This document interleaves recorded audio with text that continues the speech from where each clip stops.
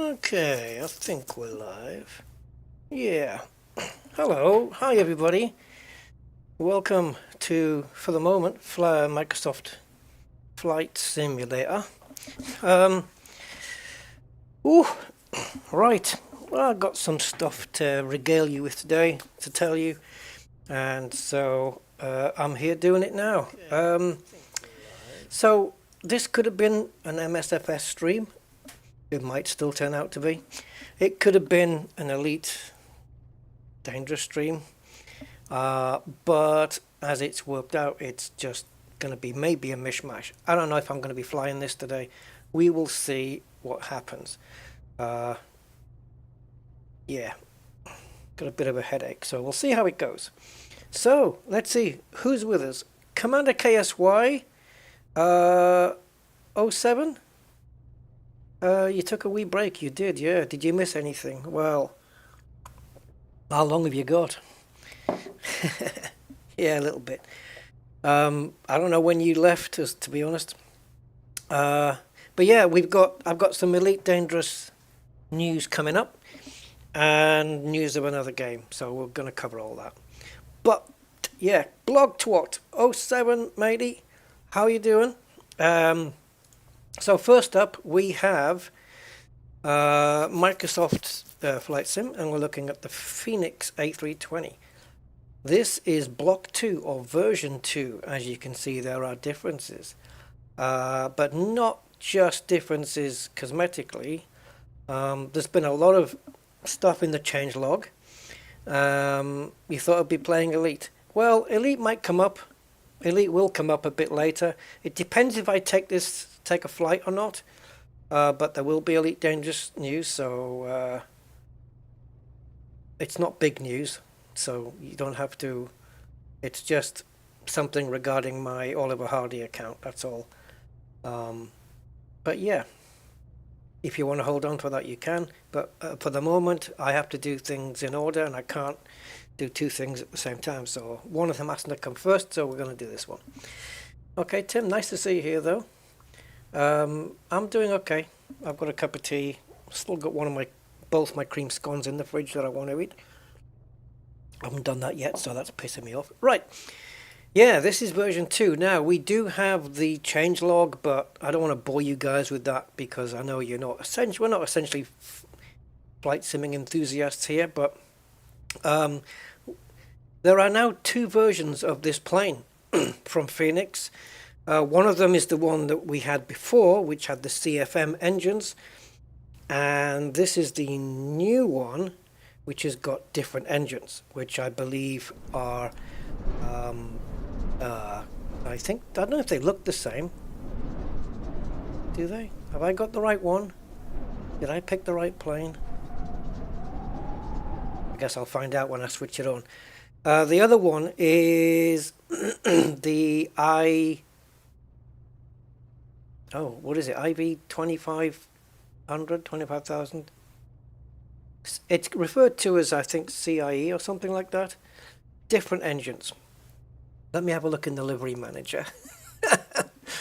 Yeah. Hold on. There's a couple of oh, maybe the livery manager doesn't work while we're in Flight Sim. Oh, it's just given me a black screen now.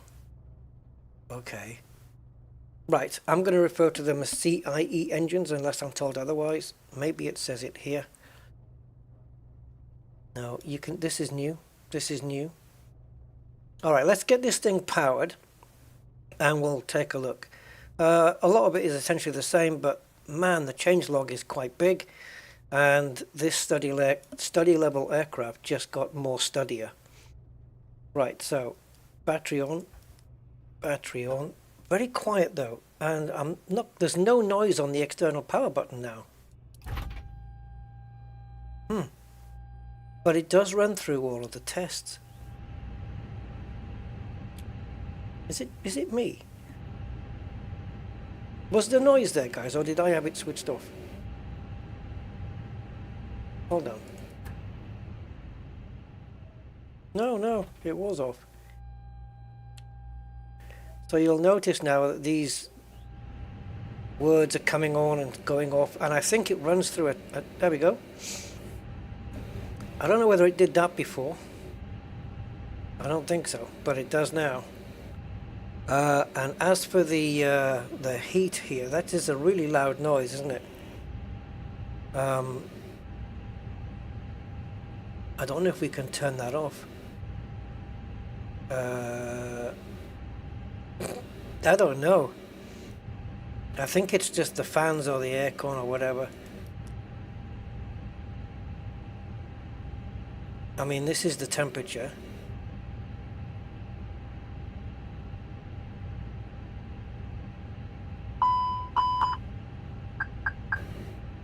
It doesn't seem to want to...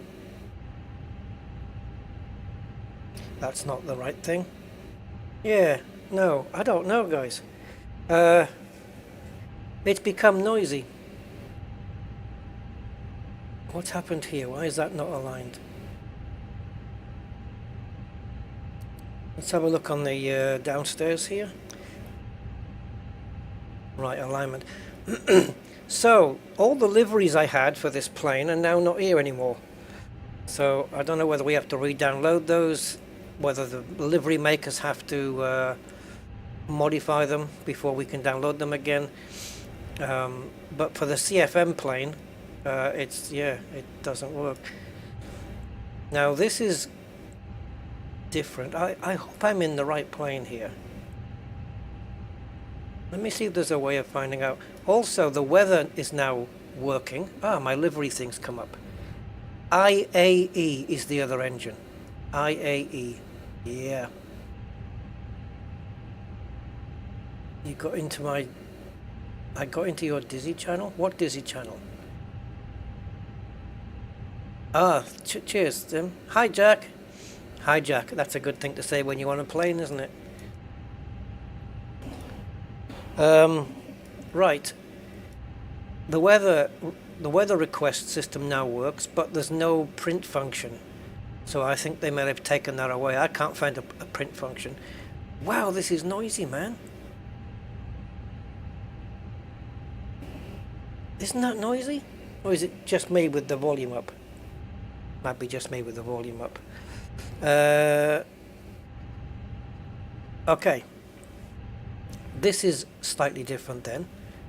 We've got a new background. We have a delay allocation card here, which I guess is just codes for certain scenarios. Everything else is the same. I've had to re-sign myself into SimBrief and Navigraph as well. Pilot briefing. Well, we don't have a flight plan yet. So, yeah, as I said, there are two engines now. We have the CFM, which is what we had before, and now these new IAE engines. Okay, Tim, thank you very much. And there's been not bug fixes, but well, there probably has been bug fixes, but we've seen things like better VNav and better LNav. What's the word? Implementations. And the arrangement of the engines here is different, I think. The way the engines are monitored in IAE is different to CFM, apparently. I'm not noticing a difference here in the dials. Maybe we'll have to take a look at the other plane. So we've got two dials here, 0 to 10. And then we have the exhaust gas temperature, which is just a half circle. N2 is numerical and fuel flow is numerical. Okay. Now this is different, I think. We've got fuel and passenger and cargo here. Maintenance. Request maintenance. Okay. There's also more integration with GSX as well, apparently. Let's have a look. If we go back to menu, Atsu, this is to get the weather. But as I said, I don't think there's any printout report. If anyone knows how to do prints on this, so we go to WX, weather request, Now I'm certainly at an airport. CDTW. I'm somewhere in the United States. So if you guys want to look up CDTW, you'll be able to tell me where I am, because I don't know. But I'm definitely there, and we want the METAR, and we want to send that request. And then we should get a message up here to say, message received and understood. Or does it? No, actually no, it comes down here. Okay. Guess that doesn't count then. So we'll go into message, and now finally this works. It wasn't working before. So we've got the METAR here, the weather METAR, which is brilliant because we can now read it from here, but there's no print. That's gone. So I've never seen a printout on the Fenix. It does it on the fly-by-wire. And then I think I've got no interior cameras now. They're all gone. So I don't know what we're going to do with that. I don't know if I can get into here. Aha. So I'm going to have to go down. I'm not going to do it now though, but I'm going to have to go down here and create some new cameras on the wings and whatnot. But apparently the liveries that are coming from Fenix now, the official ones, are going to be a lot more detailed than ever before. All the ones I've downloaded from the client app are all 8K. I mean, look at the detail on the seats here, the stitching. But you see, and this is new. Recaro? They use Recaro seats in planes? Jesus. Okay. Yeah, this wasn't here before. I don't think these will work. It'd be interesting if these worked though, but they don't. If all the different shutters worked. So yeah, there's a few details here in the interior which are decidedly different. Definitely more high resolution here. You can see it's just, yeah, the texturing here is so much better. And I think it's snowing outside as well. So let me just place my ass where the seat would be.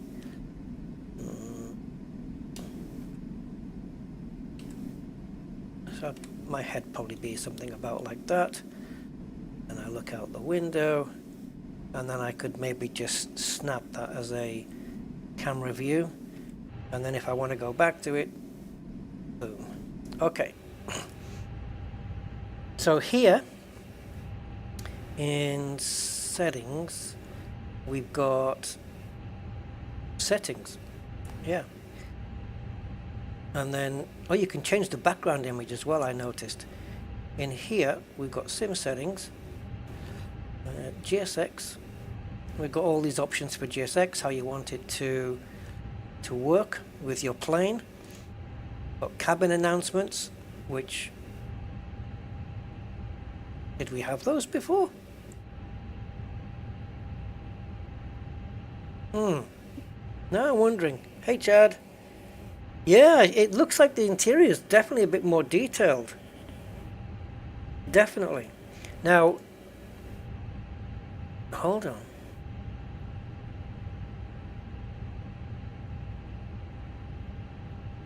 Oh, you can change this? Okay.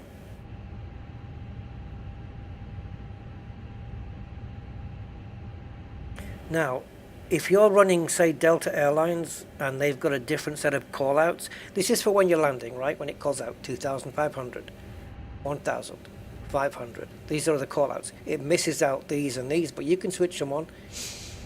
But different airlines have got different ways of doing things. Maybe Delta Airlines doesn't call out 5 and 20. Maybe it just goes 30, 10. And then it calls you that name. But others may have it differently, and this will change based on the airline setting that you have. We're currently in United Airlines. I'm not quite sure what that is. Standby ISIS. See, this is the, if you want to have your plane hijacked, you put ISIS on standby.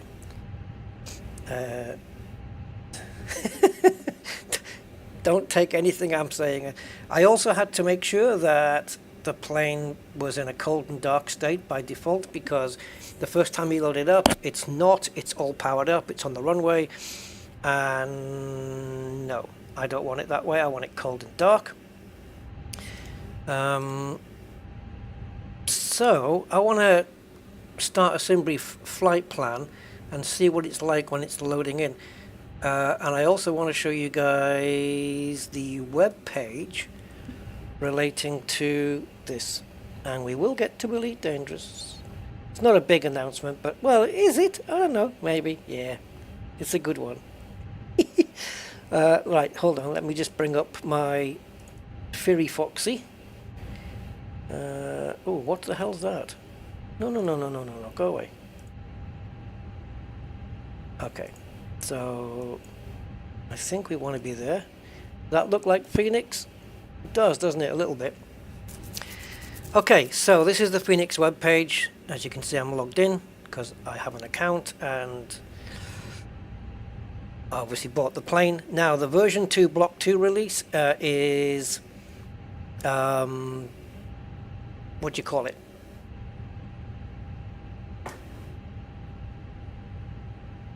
I don't even know what I was just going to say.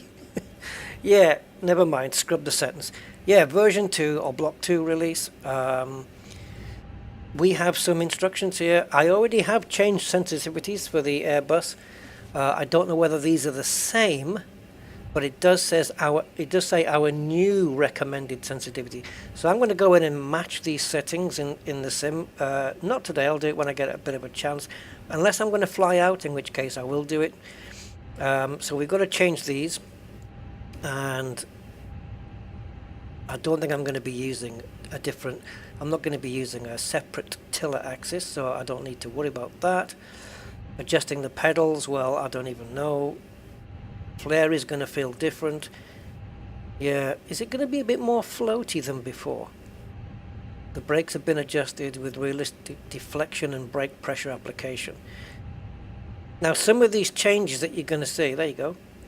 Some of these changes that you're going to see on this change log isn't going to, unless you're a real pilot, might not make too much.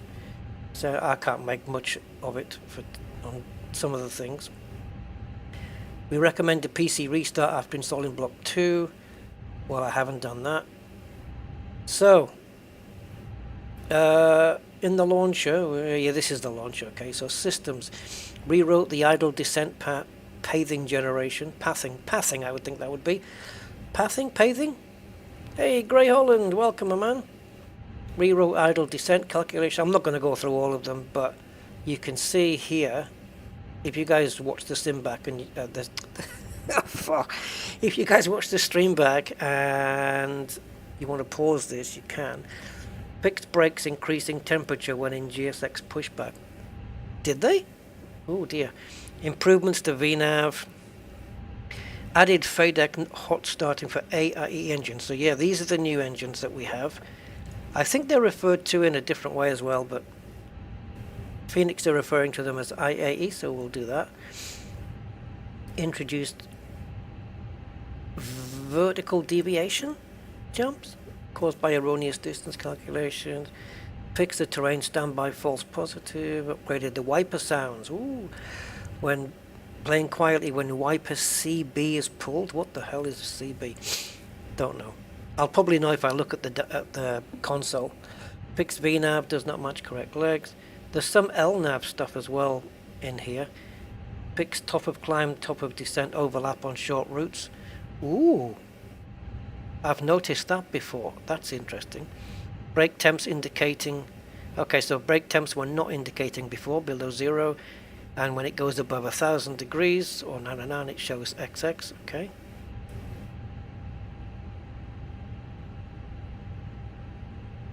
Alright.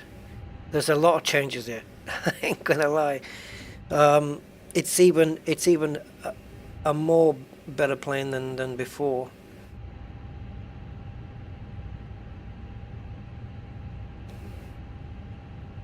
Some of these don't mean much to me. Fixed display of navigation display Mac constraints. Okay, I get that. I wouldn't, when it comes on the screen, I don't know if I'll see it, but added normal brake to requirements for Cat 3 landings. That's auto landing, so okay. Fixed rudder trim not showing L if it's 0. Okay, what's L then? Level? I don't know. Fixed more potential crashes. What type though? Crashes of the sim or crashes of the plane? No, it's of the sim, yeah, it's of the sim. Added engine surges to system handling. Added N1 filtering to ZEM. Smoothed out autopilot roll. I mean, there's a lot of stuff here. Hopefully it's going to make for a nice, better flight. Improved sky color. ISIS sky color. Improved handling of too steep paths. Seen that a lot. Yeah. Improved added. I wonder if the frame rate's any better. That's what you want to know, isn't it? Significantly improved latency between key press and something happening on the MCDU. Cool. Fixed 4 system crashes. That sounds like an Elite Dangerous patch note, doesn't it? Added curve to the brake input.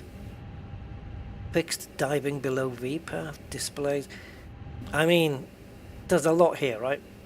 It's a lot of fixes. And this came out, I don't know, about 4 or 5 hours ago, I think. Yeah. So new engine sound sets. Oh, we got to have a go then. Switched over to EFB V2. CFM engines and IE. So so now when you go into the choice of planes that you want to fly, you get 2 Phoenix aircraft. Obviously, you get one with CFM engines, one with IAE engines. The one we're in right now is the IAE. The one we've always been in has been CFM. Yeah, so it'll be interesting to see how they fly differently and if throttle responses or throttle not responses, if throttle inputs have to be a bit different. And this, I think this is referring to their own liveries, but all the liveries I had for this CFM engine plane don't work anymore. They don't show up. And I had a lot.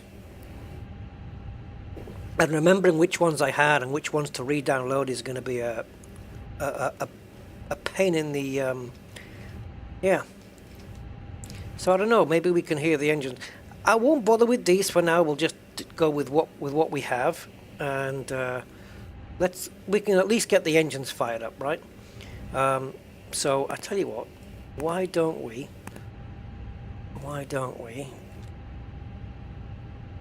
The thing is, I don't know where to fly to, so I'm gonna have to come out, and I'm gonna show you the menu, and we'll just pop back in after we've made a decision on where we're gonna go to. Yeah. No idea how big the download was, but the download for the version 2 was available on the website before it became available on the client itself. Because normally you run the client and it just says, "Hey, there's an update." But before it did that, it was already available on the website. So what I did was I just went to the website, grabbed it off there, and yeah, that was that. We got some Dune stuff here. Look, guys, you can fly this thing. I haven't bought this, but yeah. Right. So this is where we were. Detroit Airport. Okay, well, we can fly out of there, although the weather looks to be pretty crappy. So maybe the weather's better over here in California. How do we fly? What about flying out of San Francisco or something? Let's go to San Fran. Now I'm hoping, because it doesn't always do this. Oh yeah, Oh, I'll show you the plane. If you go here and you just go to selection, and then you just type in 320, you've got the fly-by-wire, you've got the standard MSFS one, and you've got the two Phoenix planes. Oh, we are in the CFM. Ah, well, that explains why the dials on the engine display looked similar. Let's try this one. This is the one we want to be in. Everything looks to be the same. Apparently, these IAE engines apparently use up less fuel than these, than the CFM ones. But I think the CFM ones are a bit more used. Yeah, I've not tried them, Gray. I haven't tried them yet. So what American airlines do we have here? Because we've got JetBlue. Okay, cool. I think this and this are some of the liveries we downloaded or of the new livery manager today were in fact 2024 liveries. So they are right up to date. Right up to date. There's even one that will probably bother those with OCD. And I think it's this one. Mismatched engines. That could be that we have a yellow one and a white one. So I got this one just in case. It don't bother me though. Right, we'll go with JetBlue and we'll depart San Francisco. So we'll go set as departure. And I'm not going to pick a gate yet because it's all going to get destroyed when I pick another airport. So I don't want anything long or just a short flight. Right, Burbank. This is Burbank, isn't it? Seabur. Burbank in Hollywood. What's the length of their runways? Can we land? Well, this one. 2 kilometers of runway. That should be enough, right? Yeah. I'm hoping it will assign us runway 15. But okay. Wow, wait, it can't be 22:17. That's my time. Yeah. I thought it would adjust the time to the departure airport. So okay, if I hit set as arrival, 1 hour and 5. That's airtime. That's good enough for me. So if I'd set a gate here, it would have gone back to runway. So obviously, we don't use this routing system here for the Phoenix because it ain't gonna work. So KSFO to KBUR. As I said, we probably maybe not do the flight, but I wanna hear the plane. I might take off though. So yeah, we'll play it by ear rolls and see how it goes. So because we can't do it this way, like if this was a Cessna, we could do it this way, no problem. But study level planes don't work with this system, so we're going to cancel that. And now we can zoom in and tell it that we want to be put on, I believe, a medium gate. Got gate small and heavy. We've got a medium gate there, G7. So if on the assumption we'll be taking off from runway 10 or runway 10 left and 10 right, which I hope, although we might get given this one. And look at all this. Bloody hell. I wanted to be in a place where I could taxi to the runway quite quickly. Let's try this one. That's small. Sometimes you get mediums on the corner, but I need that dialogue to go away. There. So this one might be a medium on the corner. Heavy. Okay, we'll take a heavy one. Whatever. Go. Good evening, Mark Shaw. How are you doing? You know all the doors will stay on. In an Airbus, yeah, for sure. Oh man, Boeing and the 7 series. Wow, Jesus, what's going to happen with that? I hope they don't can them all.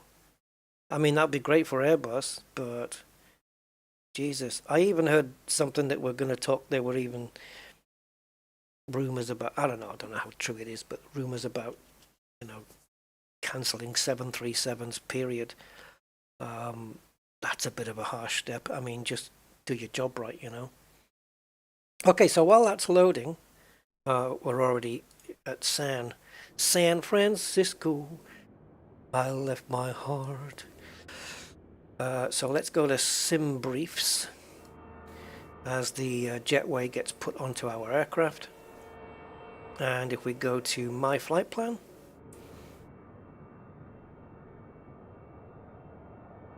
and we'll do New Flight. Now then, the airframe I only have for the other plane. It's nothing to do with engines, I don't think.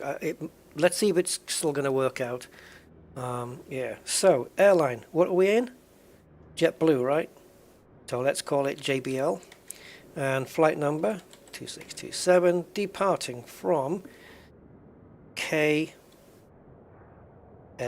San Francisco, and arriving in Burbank in Hollywood. San Francisco to Hollywood, Burbank. Nice, cool. Alternate, it doesn't work out until you tell it what plane you're in. So we've got the Phoenix there. I wonder if now we're going to have two of these. I think we will. I think we will have two entries. I don't know whether Phoenix will make them available themselves, or we'll have to get it from somewhere. But I hope somebody brings it out soon. But for now, we'll just use this one. Block time is 125. That's an hour and 25 is literally just from starting the pushback and the taxi, and then the taxiing to the gate at the other side. The flight time is going to be different. Okay, I'm just going to leave everything as it is and just generate that flight.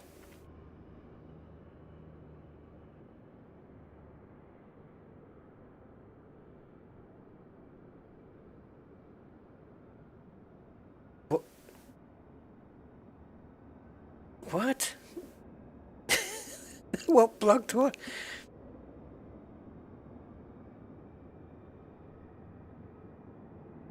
Jeez, how did you come up with that convoluted joke? Oh, great stuff. Okay, so does it give us? We got block fuel, en route burn, cargo passengers. Great, loads of passengers coming on this maiden flight.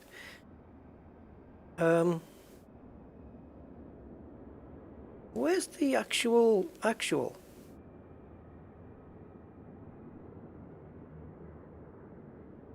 Block time 117. Ah, there we go, airtime. God, you know, I couldn't remember where it was. Yeah, so it's a 50-minute flight once we get it in the air. Oh. Oh, Seth Meyers, okay.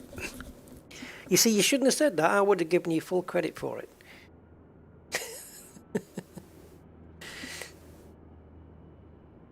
Righty, here we are. Gate Gourmet, a Gate Group member. And here she is, the JetBlue. I've never flown JetBlue. I'll tell you what I have noticed on these planes, this new V2, it's filthy. It's all dirty here, all dirt round here. I mean, it needs a good clean, guys. It needs to call Rusty in to do some balloting. Right, the weather is decidedly better here. Oh my God. It's not snowing. Let's bring in the AI traffic then. Let's do that. We'll inject some traffic into. And there it goes. So we should be seeing planes getting put in. There we are. Oh, they're all popping in now. All right. So let's see what we can do with this.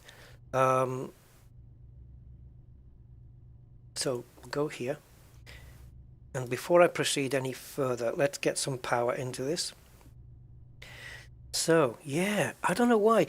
Before when you used to click the external power, you could hear a quite a large clunk sound, and that's gone. I don't know if that's an error, a bug, or if it's just meant to be that way.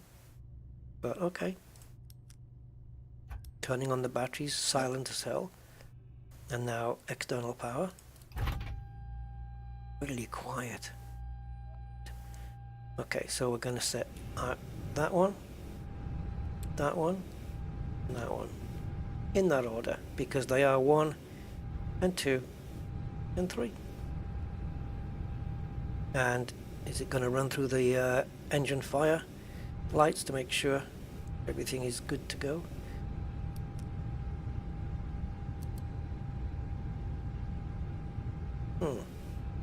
Got some flashing here on this landing elevation button. Wait a minute. Oh, it's set to auto. Was that there before? Landing elevation? You get that in the Boeing. Was that? I haven't seen that before. It's flashing at me. I'm sure that's a little bug. Right, so we need some lights on, so we'll get that one on. Whoops, didn't mean to scroll there. That one and that one. And I'm done up here for the moment. I didn't see this flicker through, but I'm sure it'll still work. It does. And you? And you.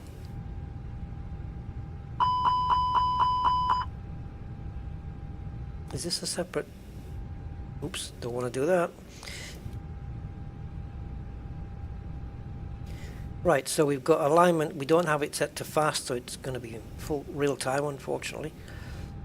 Aha, yes, it's different. EPR. Now this is very different from... We've got N1, N2 there, but we have EPR up here. Now, from what I've heard, the N1s are the more important ones to follow rather than these. EPR, I might get this wrong, but I'm going to attempt to explain it anyway. So we have air going in this way and coming out this way, and oh, they do look different, don't they? The engines do look different. So you have an inlet pressure and a outlet pressure, right? And the pressure going in here is less than the pressure getting pushed out the back, right? And what EPR is a measurement of the pressure overall inside the engine. Yeah. That's all I know. It's to do with pressure. And that's what this measures. And there are scenarios where you can reduce your throttle and move these needles quite a way down, and it'll hardly move these needles. So that's all I know, really. So sorry. I'm not a pilot, but I try my best. Right, this looks like it's the brightest we're going to get that display because it's fully up. Alright, so I'm good here. So with the sun on our tablet, let's get the Simbri flight plan in, and there it is. It's expecting us to start going in about 27 minutes.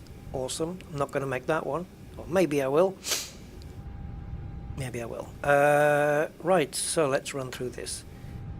We've got that. We've got the route here. This is our route. Looks fairly easy.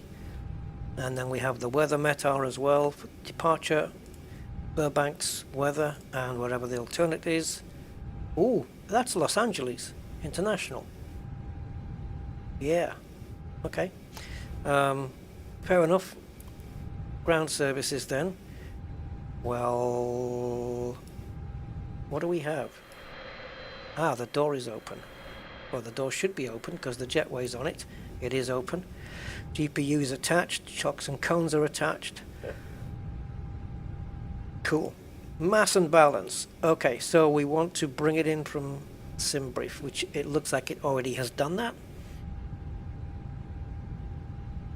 I just want to confirm that the fuel, which is 5926, yep. Passengers I know is correct. Cargo on SimBrief is, oh, it absolutely matches, 2430. Okay, load up. Oh, you can load up by GSX? Go on then. Show me. Refueling truck is on its way. It's gonna come and refuel the plane? Please don't load aircraft until the fuel truck arrives and ask to do it. Boarding requested. Oh my god, it's doing everything. There's Alaska, without the N. Going, yep. Cargo doors have opened. Passengers boarding starting. No, passengers boarding doesn't start until the... Or is that an option you can set? I think that's an option you can set, that the passengers don't board until after the fueling's been done. There's the fuel truck. What does the plane have right now? It's got 3 tons of fuel. And ask to do it. It's got 3 tons of fuel, and we need 5926. All right, let's go down.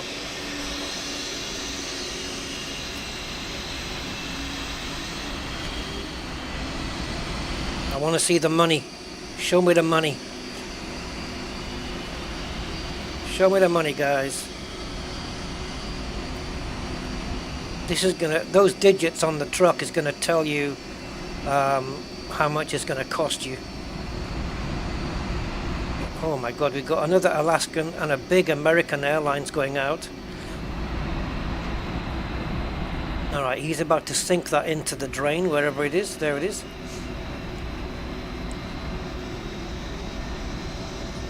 As he moonwalks his way over.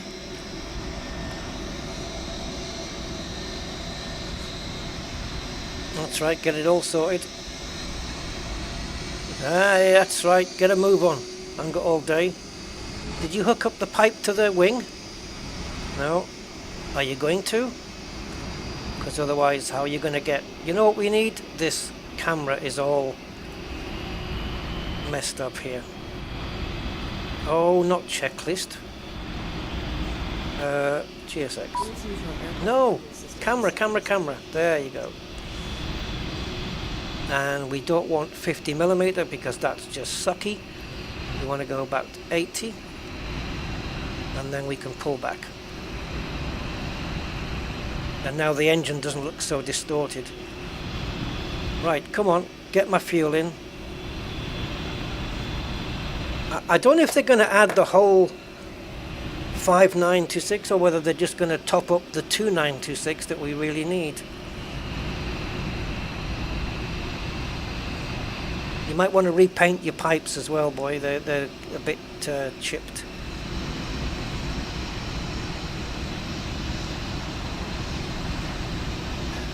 Come on, man, I ain't got all day. If we jump into the plane and then out again, see, there's the fuel going in, look. So I'm guessing it's just going to stop at 5930 maybe?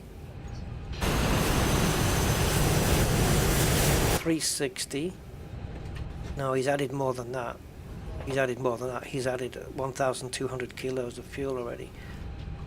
Actually says there, look, refueling on the thing, on the display. That's kind of cool.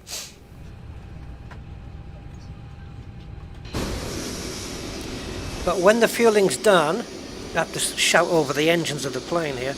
When the fueling is done, it should show you the amount in dollars. So let me just get my my credit card. Yeah, like I've got a credit card. No, I've never owned a credit card. No, I've got a debit card, but I ain't got a credit card. Don't think I'd want one either. Too much trouble. That is a big Wi-Fi aerial on there. United going out, Southwest going out. Okay, so we've got a little ways to go. We've got to get to 926. I don't think he's going to stop it on 26. He might do. Be interesting to see if he rounds it up. Oh, what a lot of activity, man.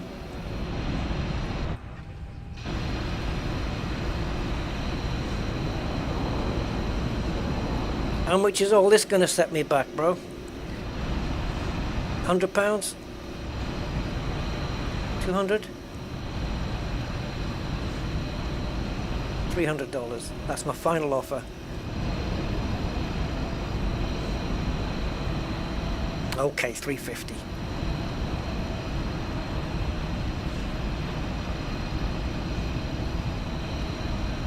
So GSX is more built in, eh? Wow. First time I've actually seen this, like in action. Oh, there we go. $2,248. It actually says it on there, bill. That's your bill. $2,248, guys. Did you guess more or? Yeah, should have gone to Tesco's, Alison. Well, guys, you just made some cool money. The guy's orange uniform was even reflected in the truck as he got off it. Jesus. The details here, man. No wonder frame rates suffer. Come on. Get it off. There you go. And put the thing down. $2,248. I'll tell you what. Here's $2,250 and keep the change. How about that? The thing is, until these guys get out the way, they can't load the bags, right? You know? The baggage guy can't come because they're blocking the doors. Oh, we've got netting on it now. We didn't have that before. Man, the detail on this plane is just crazy. Alright, see you guys. Enjoy. Have a good day. Question is, how much fuel did we get in? And where's the baggage guys? Are they... Oh, here we go. You can't just go through there.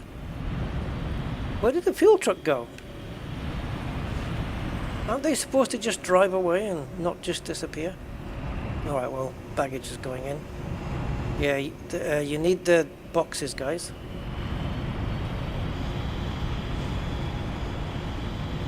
These box things, you might need those. Right, okay. 5,920. Okay, we're 6 kilos light. I'm complaining. We have a company message. We are 6 kilos light. Unbelievable after what they charged us. Hello. Oh, we have the load sheet. Good morning. Safety. Burbank, Phoenix. Takeoff. What's top? Takeoff weight. Takeoff fuel. Hello. 0 fuel weight. And we're going from San Francisco to Burbank in the Phoenix and JBL 2627. That's me. Don't know what that bit is. 28th of Feb 2024. I accept your load sheet. Okay. So the flight plan, well, nav accuracy upgrade. Yay, we got GPS. Okay. Let's start here with data. Oh no, it doesn't tell you that. I'm thinking of Boeing. Sorry. Okay. Let's bring in the flight plan into the MCDU then. And we wait.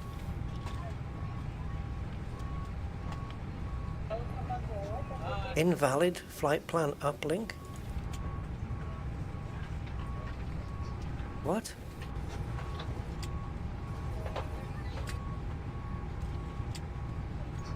Oh, no, no, no.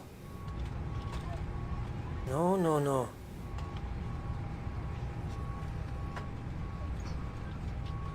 Oh, the load sheet is sent from here. Excuse me, but The flight plan is here. It's not loading in the Simbrief flight plan. Is there another way?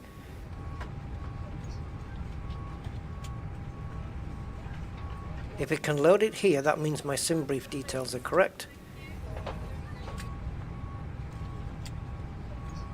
We have the weather. And I don't know if this includes... No, it doesn't. Okay. Oh, let me turn the phone off. I'm sick of these reminders.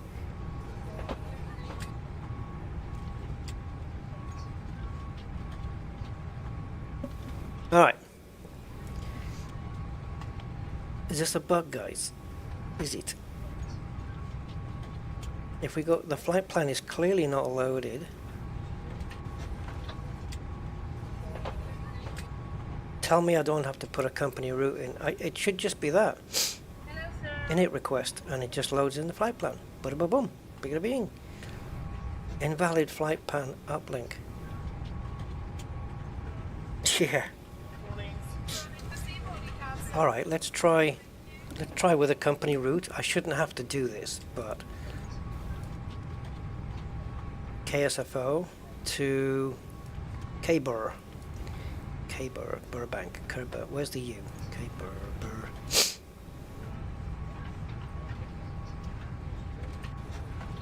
Not in the database. Seriously, man? Okay, let's do it a different way then. So let's do San Francisco.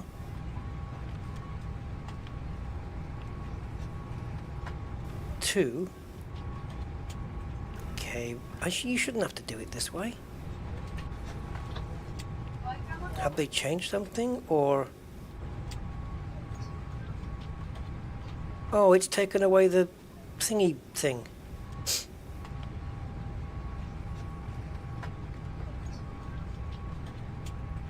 Shit. I'm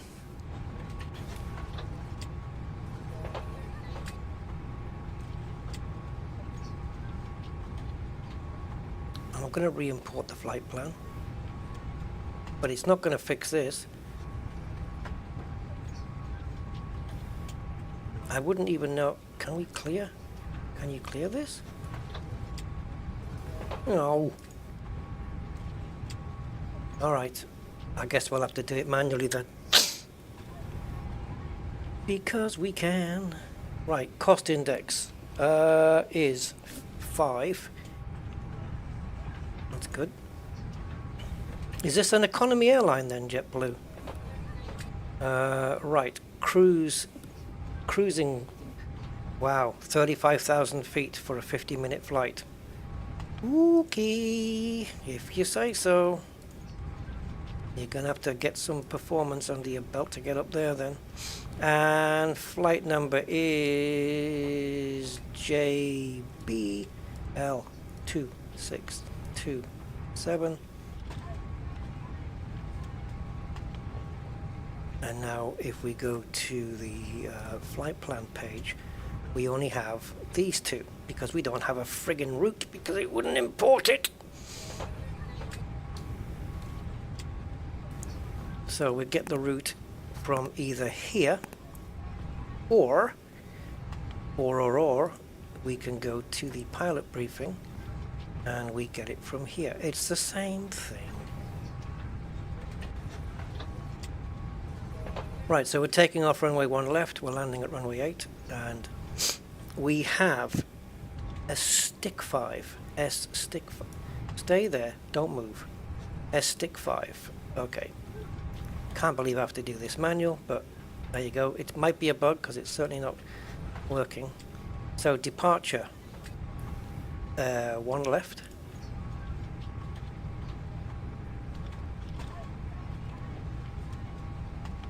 Stick 5, wasn't it? Yeah.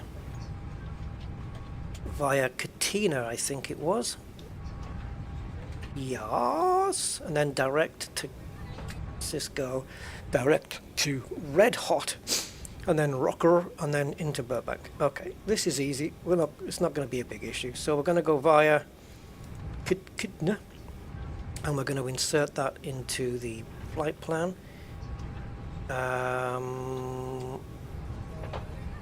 let's just go straight for this and see if we can insert anything that's missing afterwards. So arrival on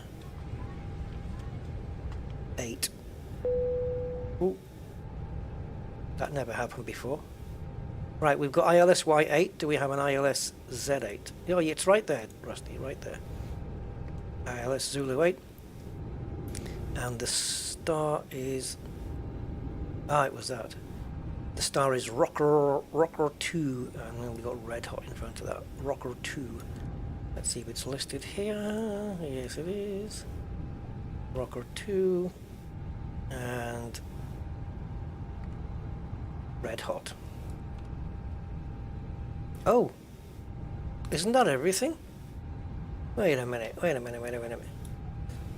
No. We haven't got Cisco. Cisco comes after Katina. We need to get Cisco in there. Unless it's been clever enough and done it. No, it hasn't. So, in fact, there's a discontinuity between Katina and Red Hot. And let's put Cisco in the middle and see if it gets rid of that. So,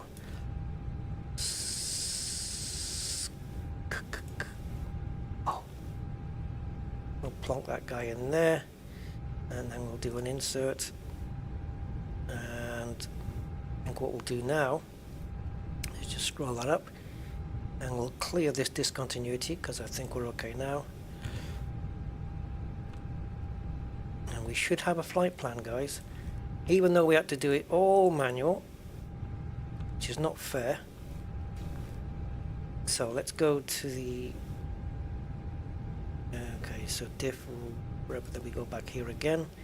Go to the next page. And the block fuel is 5920. So 59.2 tons. So... Why have I gone blank here? Do I put 59.2 or do I put 5.9?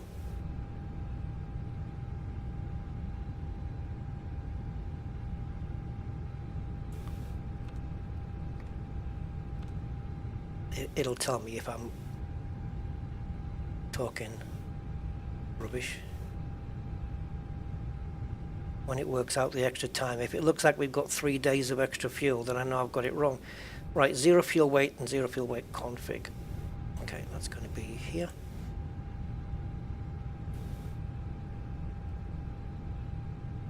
So 594 and 29.7. Right, so 59.4. I'm going to turn Alexa off again in a minute. I had her unplugged for like 3 weeks because she wouldn't shut up. Yeah, 29.7. There. Now, tell me, what extra time do we have? Because I'm not convinced I've got this right here. Yeah. Yep. Convinced now. 5.9. I knew it was wrong. I was questioning myself. Okay. So we have... right, so 2.2 tons of extra fuel with 104. Is that 1 hour and 4 minutes of extra flying time or 104 minutes? We have enough. All right, performance. Okay, you're gonna have to tell me. I could do it myself, but so let's sync the load sheet, sync the weather. We're taking off from runway 1. Flap config is going to be 2. Force toggle no. Anti-ice no. Packs on. This is loaded from the meta. It is dry runway. Yeah, go. Wow. The sun's making it hard to see, but okay. 135, 136, 139. 135. 36. I'll probably end up crashing it after all this. And 139. Transition altitude, don't have to change that. It's definitely 18,000 feet because it's the United States of America. Right, throttle reduction is 1010. So we do it again. 1010 slash 1010. And the engine out is 1010.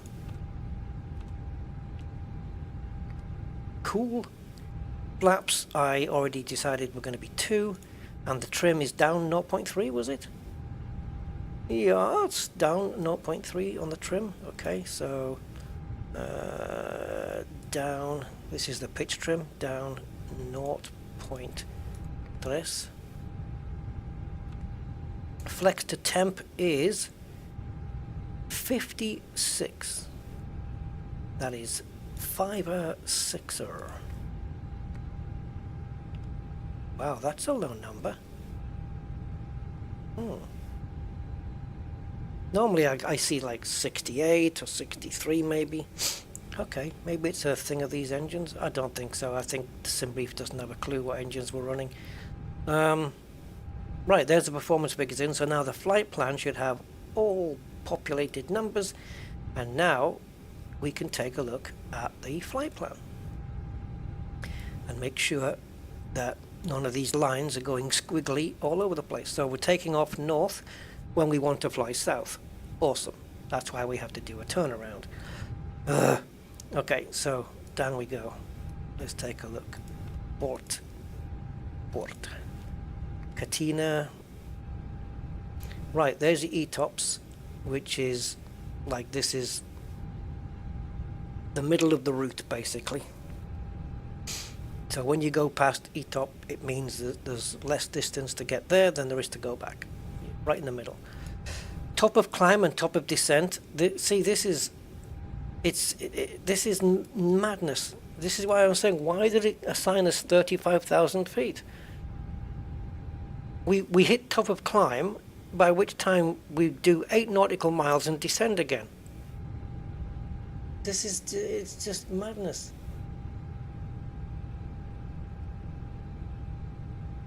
Absolute madness.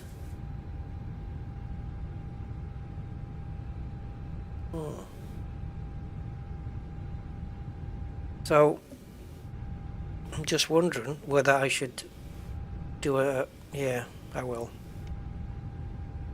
I'm going to tell it that we're going to do a less high flight. I'm going to put 30,000 in and see what that does.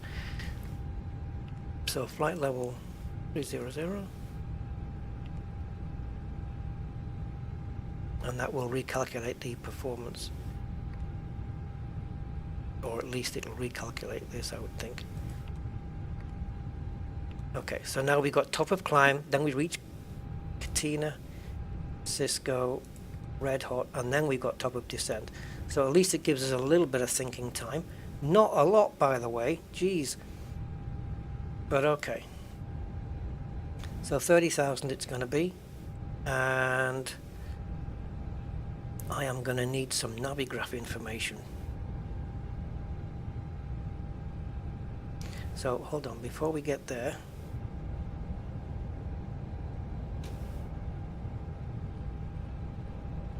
let's change this to 30. And although it's probably not going to matter, our V2 speed is 139.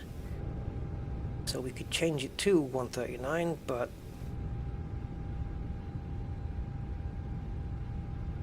I'm going to add a couple of extra because it's the way I roll, baby. Okay.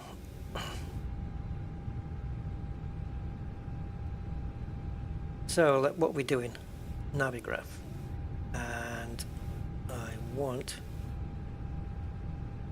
okay, has this changed? Reference docs. No. What do I want now then? You've changed the wordings. The wordings, here we go. No, not that one.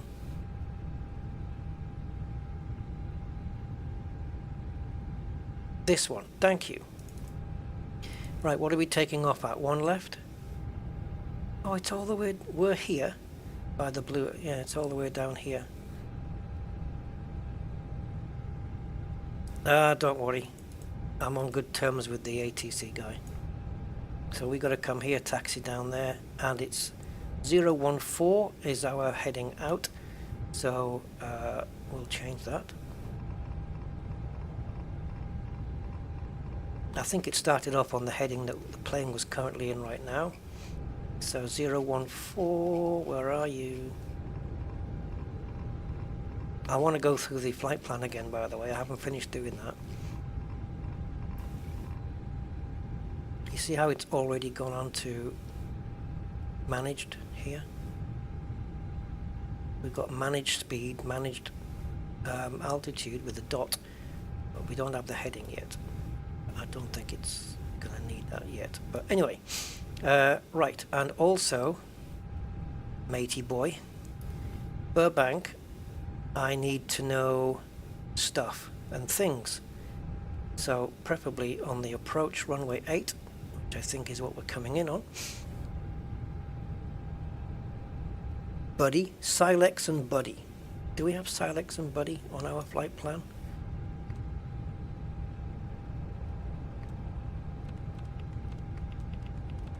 Yep. So, okay. It is correct. Let me just run through this thing. Oh, what's needing? What's waiting? Why is this? What? Where? Why? Why is it dotted?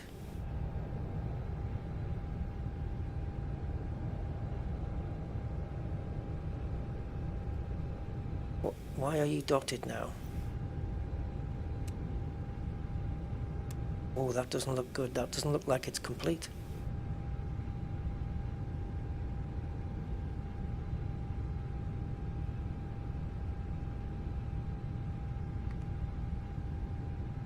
What? Why? Oh, jeez. These things are sent to try us, are they not? Okay, what I'm going to try and do... Alright, let's run through it anyway.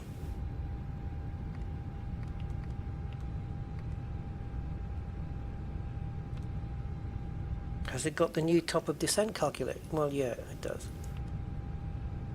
Top of climb and top of descent. I didn't see it noted down there, though.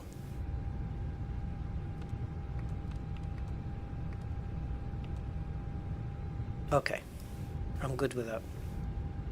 What I'm not good with is a dotted line. And why we have a dotted line. So what I'm going to do... Ah, wait, go back. Right, go on, go again. Yeah, it's fine. Go into arrival. And we want ILS 8. It's already selecting it, so okay. It's not asking us to put anything in, though. I don't know what that arrow is. Why are you there?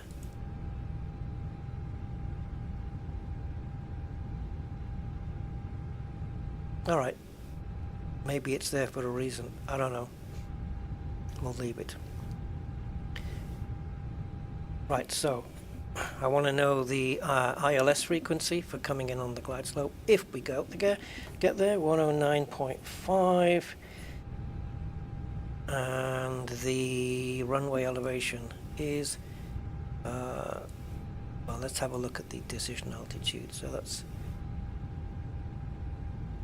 1075, which is plus 348. And the runway altitude is 727. Not bad for a 737. 4,000, mandatory 3,000, and then in. Okay. And the inbound course is 079. Okay, 079. We don't need the radio frequencies. Just need this one. This one. Okay. Good. Back here. Back to my flight. And we're 4 minutes over, but don't worry. Don't worry, the passengers will wait. Oops, didn't want to, oh yeah, I did want to go there. Right, air pressure please, 3003. So that does not tally up with what I have up here. So, okay, cool. So 3003 is there. It's not doing it on both sides, so we'll have to do that in the config. And that means it's not going to be doing it on the standby instruments either. I can't see.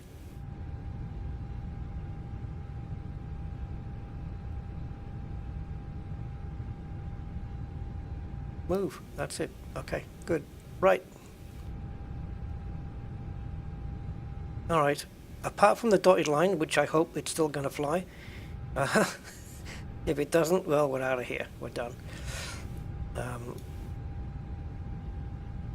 I'm ready.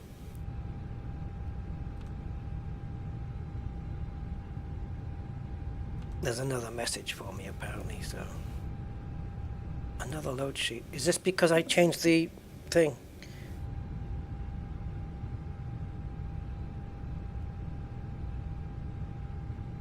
Okay. Just reading that and there's nothing on there that stands out. Yeah, I don't know what I've done here. Right, let me just check everything here is okay. Yeah, apart from the usual stuff that we need to do. Turn on the weather thing. And also the TCAS as well. Put it onto auto. Alright, well let's start getting the flip out of here. Fuel pumps on. I'm just interested to hear the engine sounds. Beacon on because we're going to be starting the engines. No smoking and seatbelt signs on, please. Exit doors armed.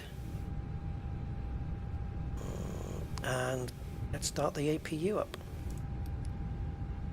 1, 2, 3, click. Alright, cool.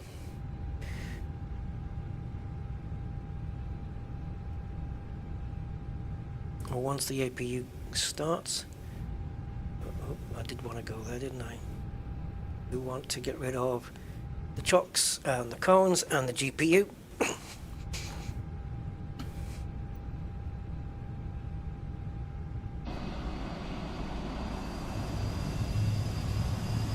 That rudder's a bit out. I hope it's going to be okay.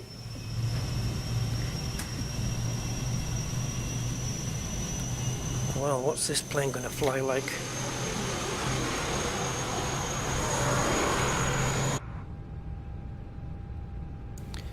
Once it says APU available on here, then the APU will be available. And you'll know because you'll have voltage here and all that stuff. There you go. And doesn't it come on here as well? It says it's available there. There we go. Oh, Jesus. Why have you switched off? Did you just auto switch to the APU? Where are you going? It's released everything. It has. It's automatically turned off the APU, took the chocks away. Hello, Captain. We are ready for pushback. Whoa, this is new. No, that's GSX. But no, you can't be ready for pushback. I'm not ready.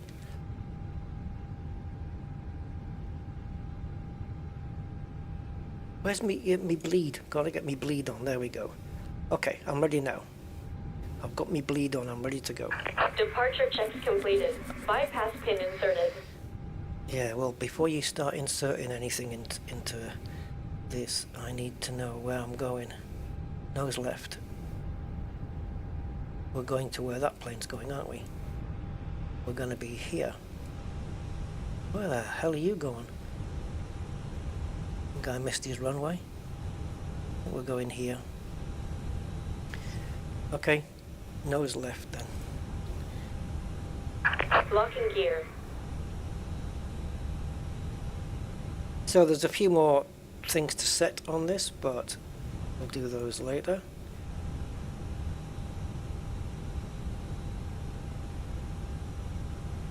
Is that a mirror?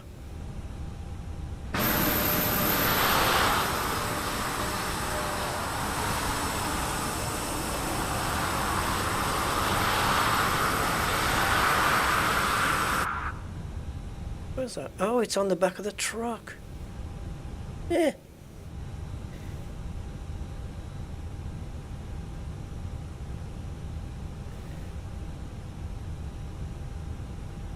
$10,000 is the first constraint. It's going to take care of all of that for us, I hope. What are you waiting for? Handbrake? Because it's on. Oh, you want me to release it? No, you don't. So, come on, get it together.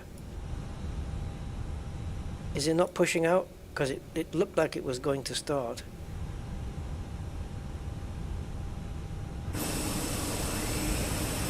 Okay, they're just waiting. Alright, let's see if it'll do it from here. I've got Navigraph here now as well. Continue pushback. Oops. Nose left, wasn't it? Release parking brakes. I just did that and you complained. Commencing push. All engines clear. Start at wheel. Yep. Good old wheel, eh? Fire at will, start at will. Guy gets so much flack. Alright, let's crank it up. So, engine 2. So what's going to happen first?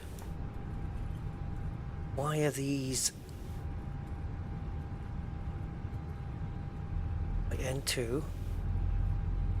Okay, I hear it. So when is this coming? When is this not going to be a orange double X? Oh, thank God. Jesus. I was getting worried there, man.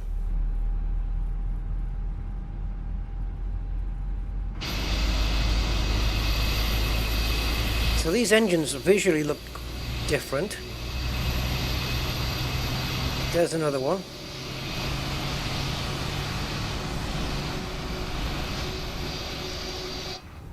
More fuel efficient, more oil efficient than the others. Oh, it looks like we have a good start on that one, so crank a roller on this one. Set parking brakes. I haven't done any joystick like calibration or anything like that, so when I pull back, Confirmation for a good engine start. when I pull back, it better pull. Let me just look at the. Okay. I'll have to do it from outside, I guess. Actually, I don't have to. I do have flight controls I can use. Hold on.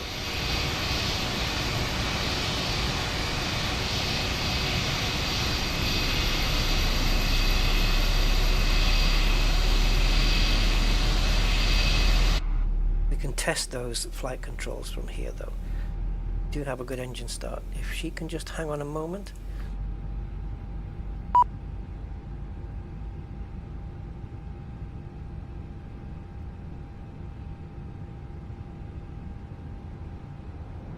Aye.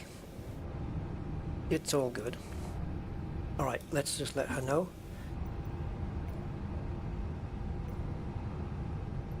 Cockpit to ground. We have a good engine start. Please disconnect. Oh, I'm going to request also a escort to the runway because I don't know. You waiting for me? Sorry. I won't be long, I promise.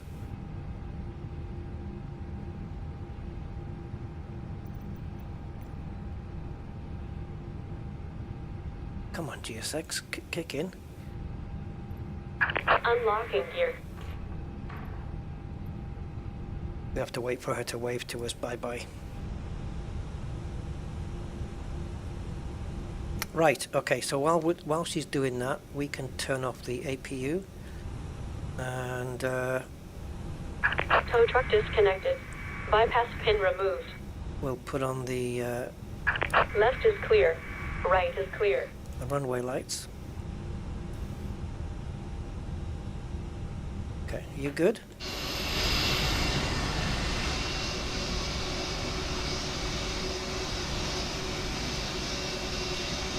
Come on, sweetheart, there's planes waiting for us.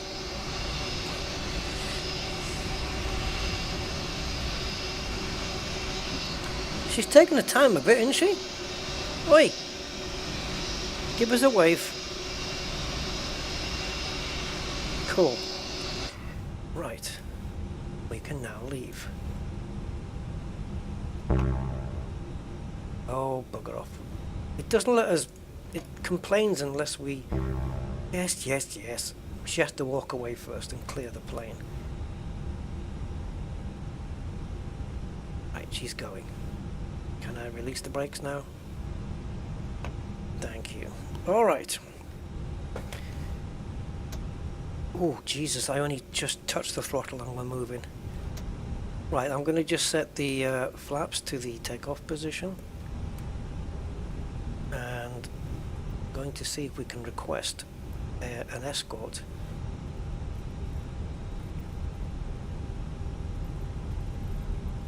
Oh dear. Maybe we have to be stopped. Maybe I'll just have to figure it out myself.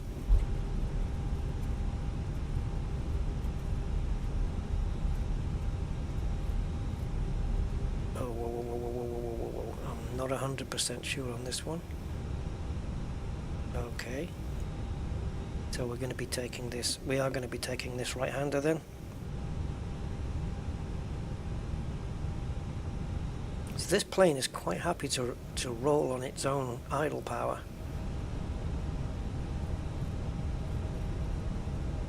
Well, this looks like a fairly simple thing. I haven't noticed this before either. This thing in the middle. That looks like maybe a probe or a sensor or something. Don't think I've noticed it before. It certainly feels like I'm... Are we in the default position? We are. So it certainly feels like I'm sitting a little bit higher than before as well.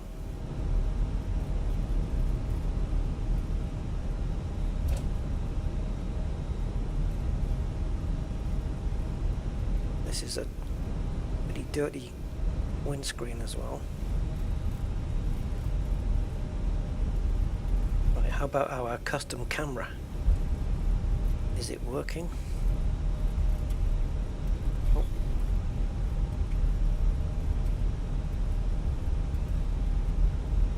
Right, let's GPS track this plane, otherwise we're going to get lost. So this looks fairly easy. Straight to the bottom, do a turnaround, and we should be on runway 01 left.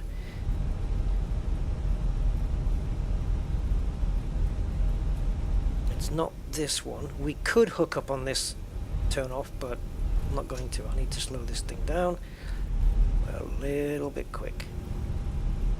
The braking seems smoother.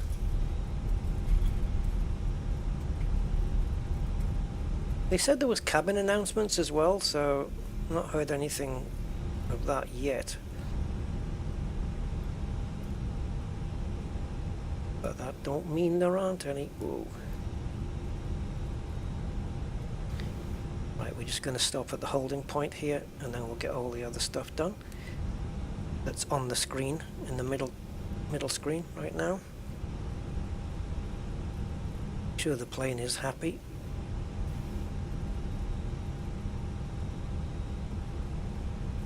This looks like a clip for the visor or something. Yeah, must be.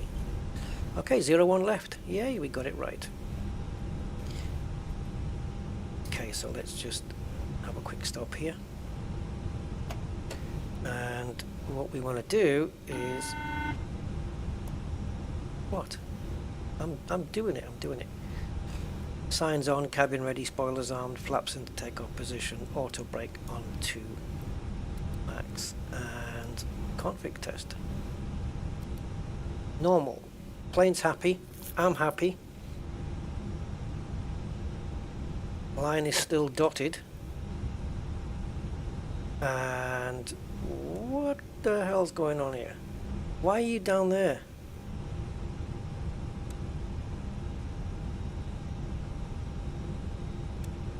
It's easier in this mode. Oh, okay, I understand. Yeah, I knew that. I wasn't on the wrong way yet. Okay, one more thing then is landing lights. So we'll get those on. And this into takeoff position. And yeah, double checking, triple checking. I'm good. Let's go. Annoying me, I've forgotten something. Come on, brakes. Oh, can't do it with the button. Right, here we go. Let's see what this sounds like. I think we have to be a bit smoother on the throttle with these engines, like just push the throttle forward a little bit more smoother than we would with the other ones. But we'll see how it works. Okay, San Francisco. Bid you farewell.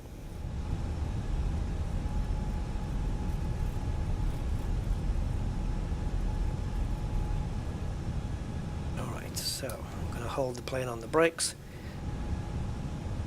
Get a bit of throttle input. I'm watching the N1's release. And I feel that we're stable, so I'm just going to start pushing the throttles.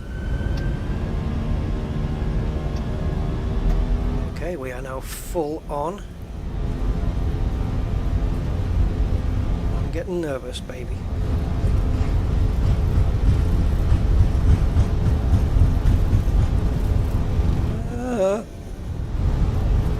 E1 and rotate.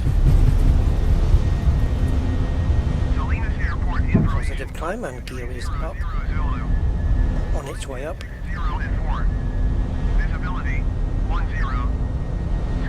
Turning 10 to 15 degrees. Okay, I have manual control. That's a weird sound. What is that? Bringing throttles back to climb position.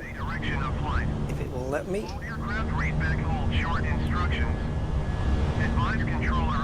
Flaps retracted all the way now. San Francisco in the foreground, I think, by the looks of things.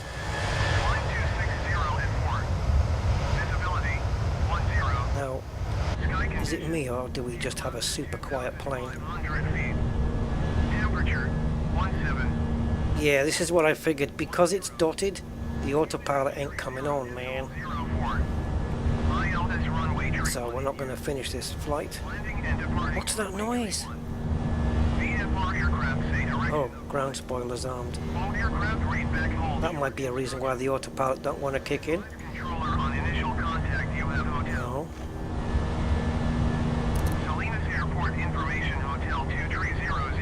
I'm not doing the whole flight manual.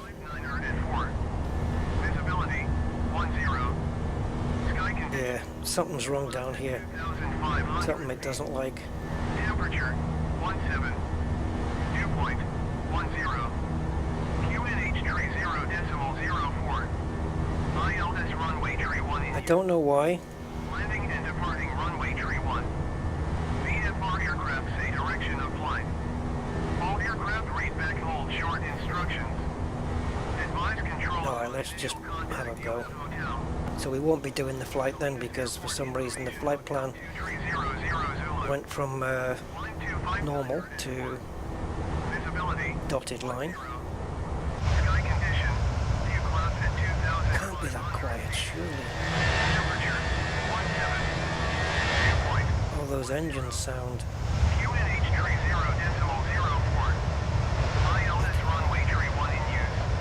So this is San Francisco, is it?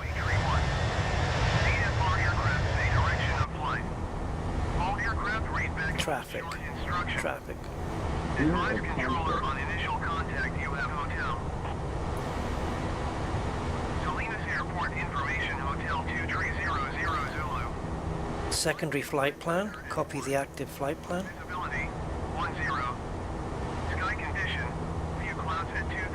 Speed limit exceeded. Well, it's not, because it's no, there's no, yeah, auto thrust. Wait. It wants it to lever in the climb position, but we had that. Landing and departing runway. Oh, dude. VFR aircraft say direction of flight. All aircraft read back home. There you go. Climb detent. Happy? No, it's still asking for it. You have hotel. We're going to hit the ground in a second, because I'm not paying attention. There we go. Hotel 2300 Zulu. Climb 259 at 4. Visibility 10. I'm trying to get the, View clouds at 2,500 feet. Temperature 17. Dew point 10. QNH activate secondary flight plan. 04. ILS runway tree 1 in use. Landing and departing runway tree 1. Okay, we have autopilot. VFR aircraft say direction of flight. Now the secondary flight plan is supposed to be the same as the first one, Advise because I copied it over. contact you have hotel. Salinas Airport But information. honestly, I don't know where the hell it's going now. Climb 259 at 4. Let's see if it's actually going somewhere. Sky condition. View clouds at 2,500 Well, feet. no, because that 17. flight to Burbank Dew point. is still dotted. QNH tree 0.0. Right, I went to the secondary flight plan, Runway tree 1 in use. and I copied the active to the secondary. Runway tree 1. VFR aircraft say direction of Right, and then I said, activate the secondary. short instructions. Advise controller on initial contact you have hotel. What the hell. We'll have to do it another day. I'm going to show you guys something else now. As promised. Oh, look at that, man. What a shame. The autopilot's just going to fly in a straight line now, unfortunately. Unless... wait a minute though. What if I tell it to go direct to stick? Go. Now we have you. Direction of flight. All aircraft read back hold short instructions. Right, now what are you doing? Initial contact You're going to do... Why would you do that? Oh, okay. information So never mind. 300 Zulu. Climb 25 It's... Look what it has to do. It will get us there now. sky condition. View clouds at 2,000. I just told it to fly direct to the next waypoint. Temperature 17. Dew point. Hey, at least it's got plenty of time to get the altitude it needs. 1 in use. Holy smoke, man. Departing runway tree 1. VFR And what the hell is VS doing on? all aircraft Did it do that itself? short instructions. Advise controller on initial contact you have hotel. Yeah. Salinas Airport information. I'm keeping the seatbelts on. 0 Zulu. Climb 259 at 5. Visibility. Be careful with that speed, boy. Sky condition. View clouds. What do you think of the sound of these engines, though? Temperature 17. Dew point. There was no flight director on. Was that the problem? QNH tree 0.04. ILS runway tree 1 in use.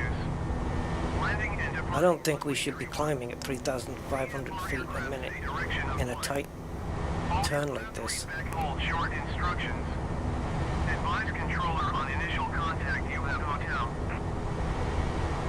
Salinas Airport information hotel 230. There we go. It's back to managed. Climb 259 at 5. Visibility 10. I don't know why it went dotted, though. No idea. 1,500 feet. Temperature Is that where we took off from? dew point 10. QNH Oh boy, what's gone wrong here? ILS runway tree 1 in use. Landing and departing runway tree 1. VFR aircraft say direction of flight. All aircraft read back Speaking of... short instructions. Do you guys want me to abort this and just Hotel. move on with something else? Salinas Airport information hotel 2300 Zulu. Climb 259 at 5. This is... Visibility 10. It doesn't even need to make this sticker now. It can just go straight to this next one. Temperature Port. So let's do that. Let's tell it to fly direct to port, and 04. ILS runway tree 1 in use. it can cut out. It can just do that bit, you know. It doesn't need to do that. VFR aircraft say direction of flight.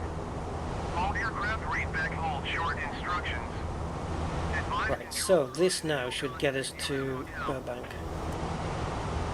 as expected. Won't be able to see it properly until we spin around. Visibility 10. Sky condition.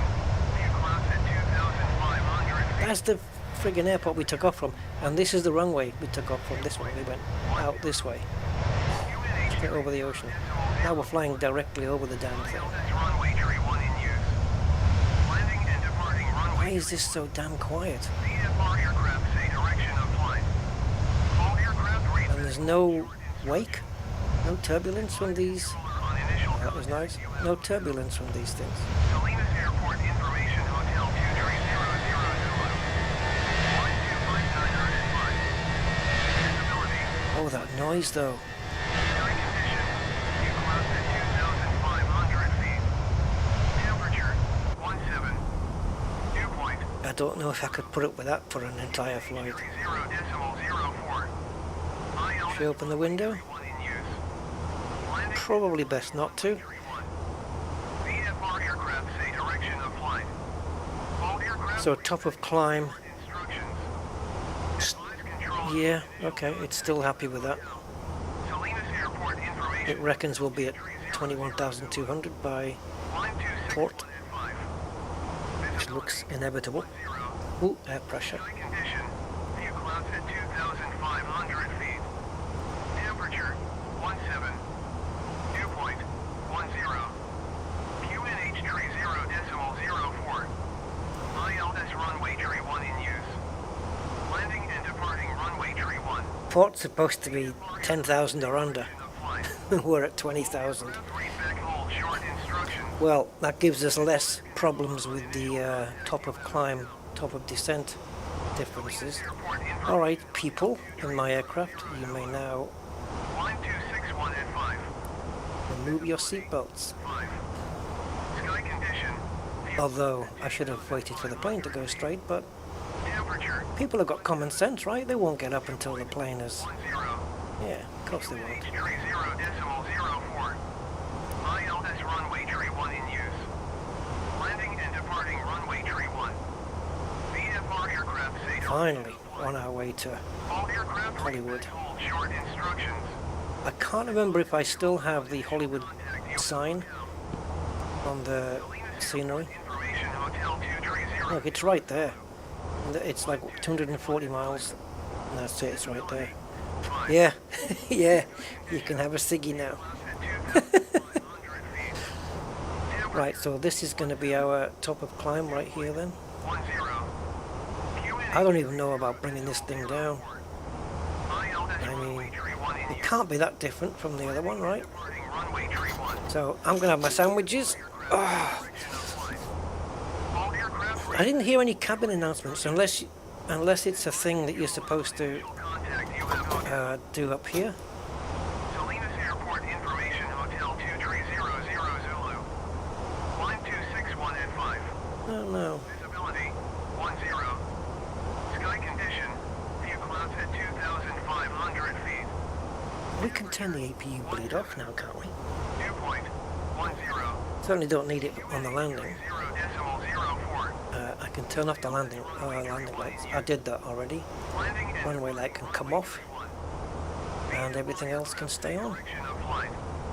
All aircraft read back home. Those engines sound so strange though. On initial contact, you have hotel. So this is more like the pressure, Information Hotel 1.4, and then we've got fuel flow here, Visibility 1,980 kilograms per hour.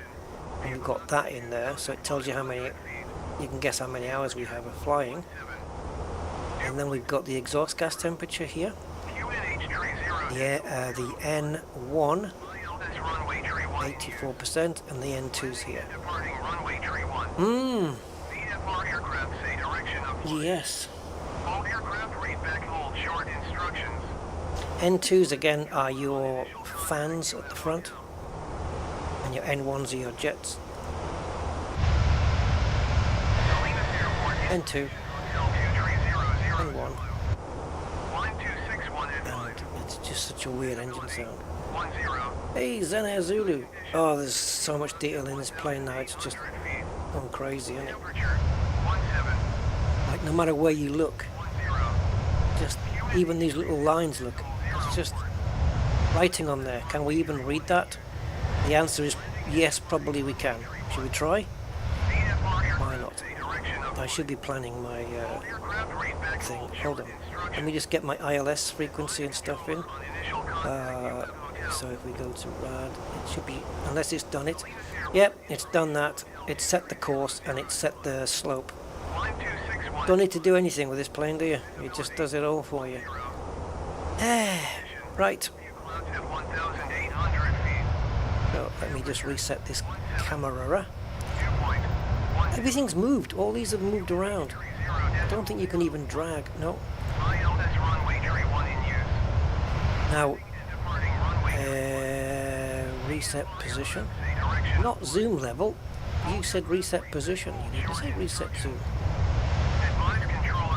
Okay. Let's see if we can read the underneath of those panels. I'm gonna.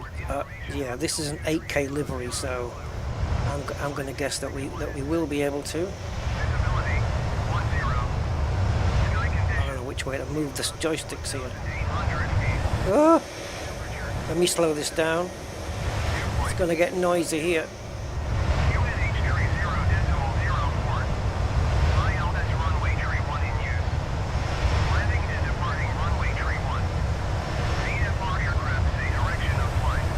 Hydraulic reservoir pressurization. Pressurization del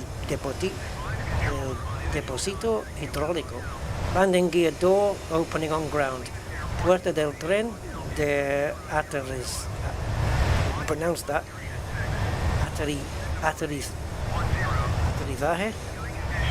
Apertura en terreno. Okay. English and Spanish then. Got that little light here. Look. The detail on this is just freaking nuts.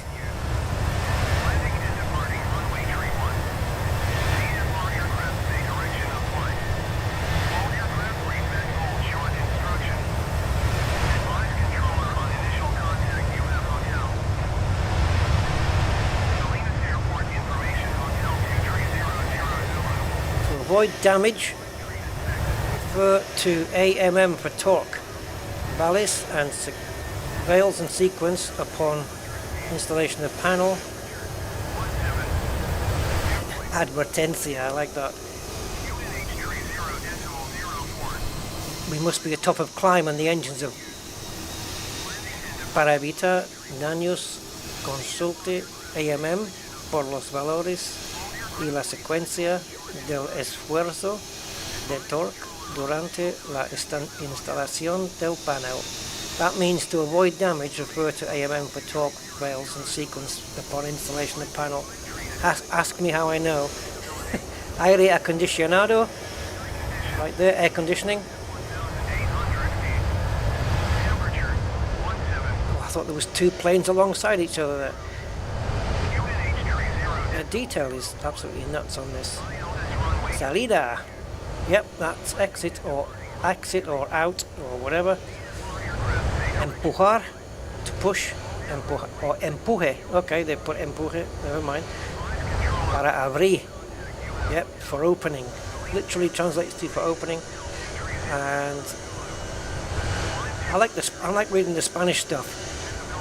I'm a bit rusty though. No pun intended. Peligro, danger. No abrir la puerta. Do not open the door. Si la luz roja de aviso está parpadeando. Jesus. Cabina presurizada. It is para abrir. Empuja la solapa para tomar la manilla. Levantar completamente la manilla hasta la línea verde horizontal. Something about a green horizontal line. Lift handle to fully up to horizontal green line. Okay, that's all I know.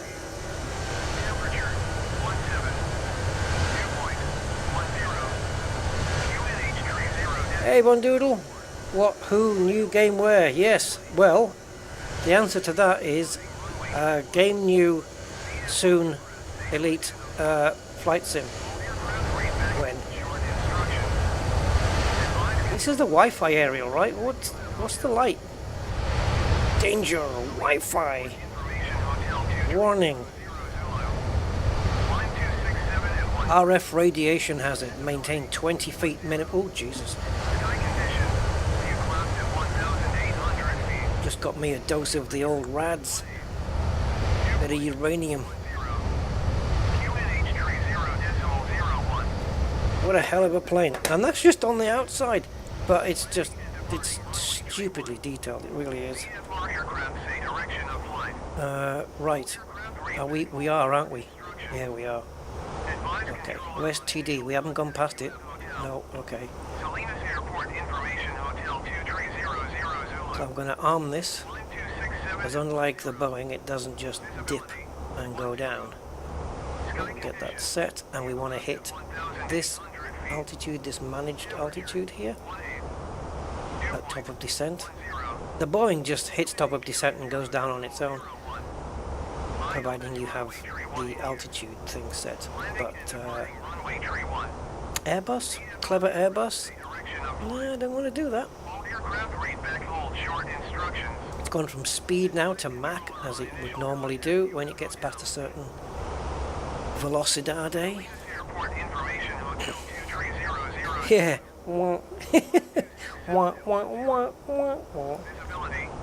Charlie says. Sky condition, few clouds at 1,800 feet. Temperature, 1/8. Where's that radio coming from? Because I haven't got anything. QNH 30.01.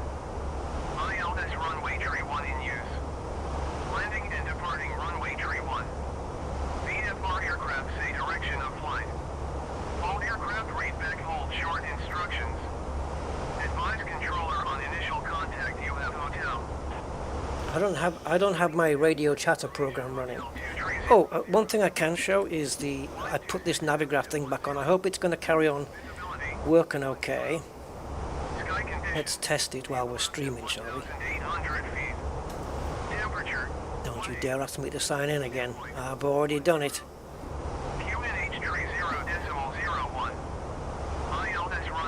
Okay, now we are flying to Caber. Don't need the keyboard, but thanks anyway. And we want the approach chart for Burbank. Bob Hope International Aeropuerto, and we're coming in ILS Zulu runway 8. Yeah, can I just have this thing? Thank you. Right, yeah, that's what we saw before, isn't it? 727 altitude, 1075 decision altitude. Actually, I need to tell the plane that. But we've got them all here now. So, cool. Right, so, the thing that we need, guys, we need to put the thing in. Oh dear, hold on. Was it 1075? Oh. Are you going to remember? Oh, but I've got it. Are you going to remember? Are you? No? No. Okay, go away then.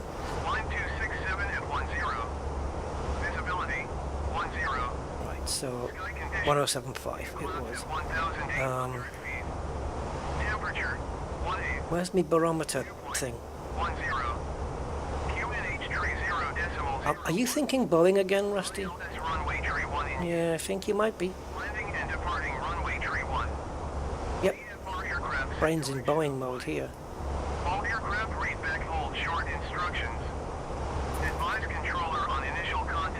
Do we not? Why is my brain in Boeing mode? See, on the Boeing there's a knob where you put in the...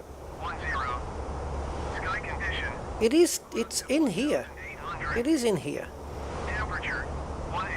Okay, so we have to go to performance, and then we go to next. Oh god. Next phase. But don't do the next phase, just switch to it. And the next one. There, Barrow. 1075. And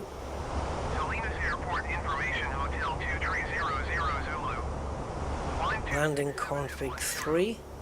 Visibility 10. Sky condition 1,800 feet. Temperature 18. Yeah, we're gonna do a config 3 landing, I think. So go. 01. Don't you click on that one? Yeah. Runway tree 1 in use. So QNH for the arrival is weather, please. Weather report for Burbank. All aircraft read back hold short instructions. Weather Advise arrival on initial contact. and what did it ask for? QNH Airport information. 299999999. Zulu. 1267. 299999999. Temperature I noted was 21. View clouds at 1,800. I haven't put any wind information in either. Mag wind. Mag wind. 10. Mag wind. QNH tree 0. 190 for 8. ILS runway 190/0 Ocho. VFR aircraft say direction of flight. The approach speed. Aircraft read back hold Approach speed 142. This should be our controller on landing speed, I would imagine. hotel. So because we're going for a flap 3 landing, I'm going to need to 000 Zulu. enable a flap 3 landing button at some point. Visibility 10. I think just when we drop under 10,000 feet. So we're coming up to ETOPS now, which is Temperature halfway. dew point 1. And QNH tree 0.01. so I think before this we need to see if we can grab the weather forecast. Departing runway tree 1. Did I miss it? VFR aircraft say direction of flight. All aircraft read back hold short instructions. Advise Is my brain back into Boeing mode again? you have hotel. Salinas Airport information. I can't. 230 Zulu. Do I need to worry about weights and minimums? Minimums, yeah. Visibility Minimums, 10. yeah, minimums, but that's based on your, 1,800 feet. like on the Boeings. You tell the Boeing what the runway altitude is and what your QNH tree 0. the runway altitude would be up here on a dial, ILS runway tree 1. and you just put it to the nearest 50 feet, rounding upwards, I think. That's what I would do. Aircraft say And then the decision altitude, which is on the chart, which I don't have there, and you would tell that. And there's a dial here for radio, which would put the number here. We've got it up here on ours. What was the other thing? Weights, yes, because the amount of fuel and the amount of passengers 800 feet. and cargo 17. depends on Dew point. what your performance figures are going to be QNH tree for the takeoff and the landing. So yeah, definitely. ILS runway tree 1 in use. And on a plane like this, yeah, everything that you need to take care of on the real plane, you have to do it here. Yep. Where is the forecast button, or is the forecast on?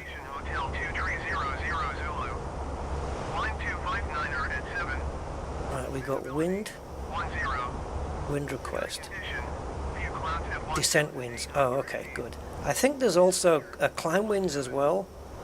Oh, please, now, don't error here, okay? Just put them in. Yay! We got the winds in. So now the plane will know what the wind is like at all those stepped altitudes all on the way down. And it'll help the plane know how to autopilot itself down based on the wind. And it just gives you a smoother, nicer descent, basically. So the theory goes. Right, so the information that we need for landing is all inside the plane already. So now we can go back to Navigraph. Right, so here is your runway descent. I know there's two figures here. This is your touchdown. I don't know what that is. Touchdown 60 feet? I don't know. But this 727, you can see this is your decision altitude, right? So this is your minimums. So when you reach 1,075 feet altitude, that's not off the ground, because the runway is 727 off the ground, above sea level, sorry. Yeah, this is above sea level, so the airport runway is 727 above sea level, so at 348 feet above that, is 1075, and that's your decision altitude. So when you are 348 feet off the ground, the plane will call out minimums, and the moment it says minimums, you have to land it. There's no going back. So any altitude you're approaching at before you hit 1075, obviously, as you know, up you go if you need to abort it. Yeah, it's not a new plugin. This has always been here, but I just haven't used it because, yeah. And this isn't new on here either, so no, nothing's new. I've just re-enabled this chart on here. I never had it on before. And the only other things I snatch off here is the ILS frequency, which says here ILS, and the inbound course 79, which is also available up here. You've got your ILS frequency, you've got your final approach, and you've got your decision altitude here. But there can be different ones, like there's another one here just for localizer and no glide slope. So your decision altitude, because you don't have a glide slope guiding you in, your decision altitude is a little bit higher, where a plane that's being guided in with the glide slope can be lower. And if you have the option for an auto landing, category 3, the decision altitude, I believe, can drop even lower than that. This is your glide slope, like elevation? No, pitch. Yeah, it's your glide is basically calculated at a 3-degree descent, which is normal.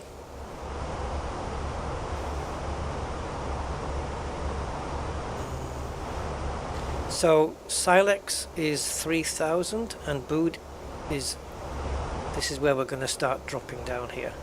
This is our decel, and we're going to start this is our 3-degree drop onto the runway. Oh, I hope I've got it all right. So I've noticed that this is not constrained at 3000. However, the chart says 3000, at least after Silex, is mandatory. Glide slope at 2753, which is what this is, which means even if I bring this plane down to 3000, does that mean it's not going to tap into the glide slope? So the glide slope should be picked up at 6.1 nautical miles out from the runway at this altitude. We're going to be doing 3000. So I think just before decel, I'll bring this down to 2007, just before the decel. And it should show up there, right? Yeah, here. So you got decel, Silex. Wait a minute. Isn't this the decel?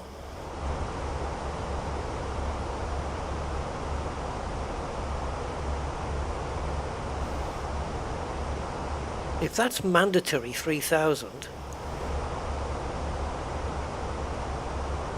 here,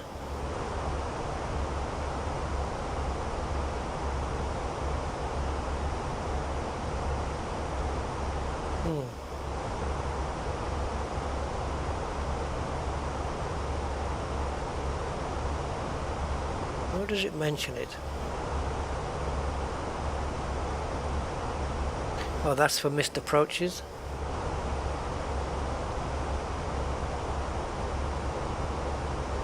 We're not coming in at runway 8 at night. I don't know. I'm not sure. If this is mandatory 3000, is that a constraint? Because why wouldn't it have it here? This has got the exact altitude for the glide slope to which matches up. That's right, yeah? Glide slope. I don't know. I have a feeling we're going to pick up the glide slope before we hit this. We will see. If we don't, we'll just fudge up the landing. Nothing new, we always fudge them up. Right, top of descent is coming up. So this is top of descent, so when we hit that, we're going to need to tell the plane, get your ass down on the ground. I'm just going to hold on for no reason. Okay, let's quickly shoot over here.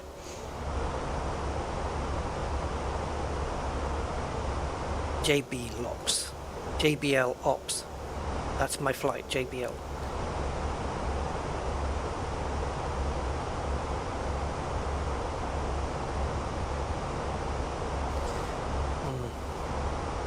Yeah, I read it.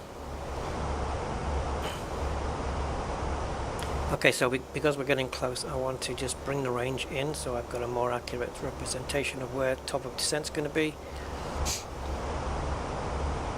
And I might start descending the plane just before, just to give it a little bit more time to do its thing.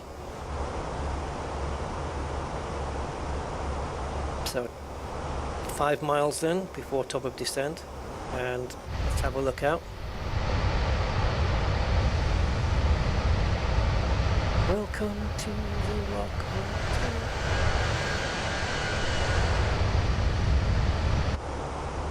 Yeah, very quiet the plane. Fuel flow 1040. It'll be interesting to note that down and then use the CFM plane and see what the fuel flow is when we're cruising for a bruising. Let's bring it down now.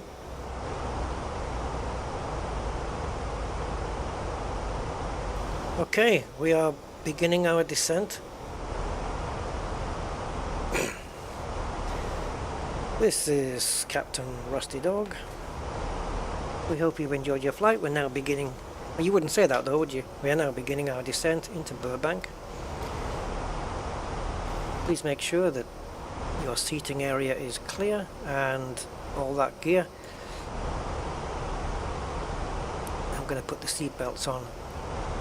Actually, you don't have to. Put them on at 10,000, but unless you've got turbulence, in which case you put them on before. So we'll leave those off. And we want auto brakes on low for coming in.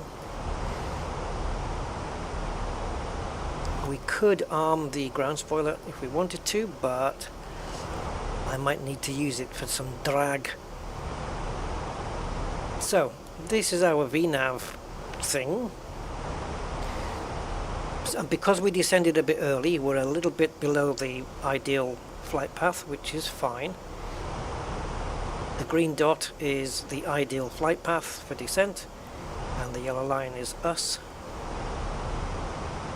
And we're just below it, tiny bit. How much below? Well, if you go to one of these pages, it does tell you. Where is it now?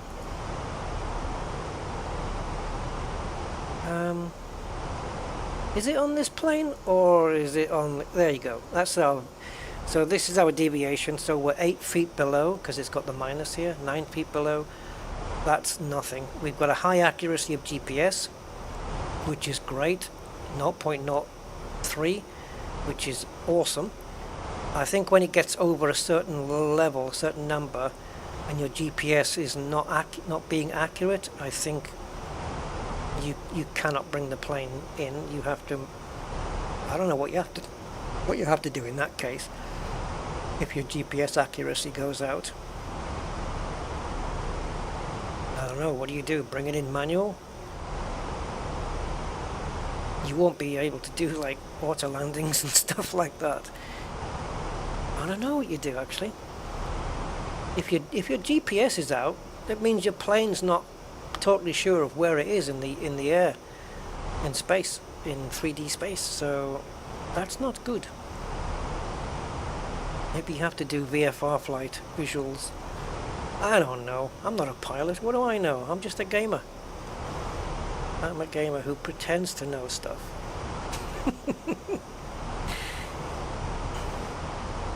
Right, so obviously the think the altitude, transition altitude is 18,000. So once we get to 18,000, we're going to have to put the pressure in, which was last known to be 2999999, if you remember. Has that changed since? Let's do a hit the refresh here. Nope, it's still 2999999. Right, so what do we have? Clear. 10 statute miles is our visibility, which is anything above that is... I think it still says 10 if it's anything above that, doesn't it? Clear. 21 degrees. Lovely weather, man. Nice. 21 degrees. Lovely and comfortable. Remark. Slippy. No, it's not. It's sea. Is it sea level pressure? Can't remember what A is. Sea level.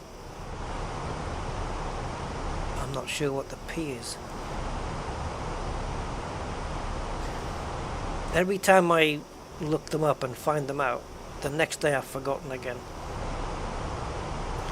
Right, so the descent looks really, really good. We have to be here above 20,000 but below 22,000. So you need to be below 22,000 by the time you hit purple. It's gonna do it, isn't it? It's gonna do it. Is it? I don't think it's gonna quite get there. But it seems to be fine because, yeah, that's gonna count. 22,000, there you go. Perfect. Jesus. Nailed it. Alright, we're a little above now. Oh, now the green dot is starting to deviate. So does that mean we need a little bit of drag? Not yet. We'll wait for the plane to sort itself out. We're a little bit above. There you go, it's bringing it back. Come on.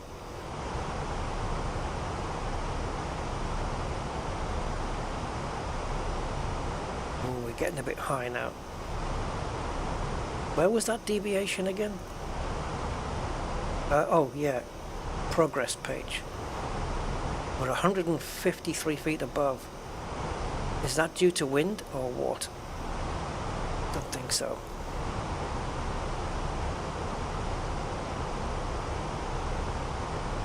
A little bit high. I might just stick a little bit of drag on just to, yeah, it says more drag already. So we're going to add a bit of drag. See here? So I've added some spoilerage. I'm not sure you're allowed to go beyond 50% while you're up here. So hopefully it's going to bleed back off again, and then when it's within tolerance, more drag will disappear, and it looks like we're back on. So we're only 16 feet. I'm going to wait and see if it gets a bit better. 15, 12. Okay, let's take the drag off then. We should be able to see it as well on the plane.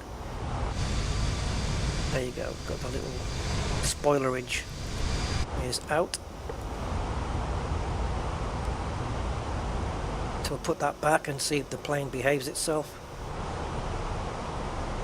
We do have a tailwind, right?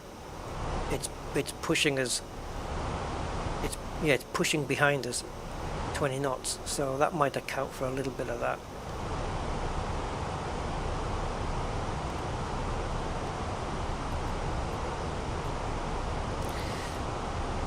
If I don't do this side quickly, it's going to start whinging. There we go. And now this one we can set it to 1, 2, 3, 4. Okay. Right, I'll do it now because I'm going to forget later. I would normally do this at 10,000 feet, but I'm going to put the landing lights on. Seat belts are going on now because bugger them. Let them all sit in the seats and belt up.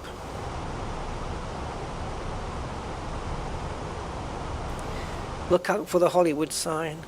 Yeah, right, no chance.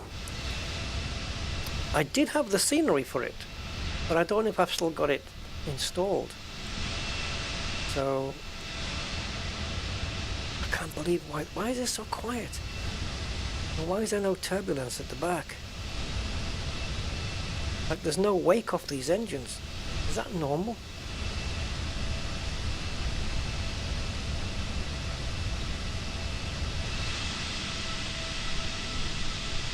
I know they're in idle at the moment, so they will be quiet.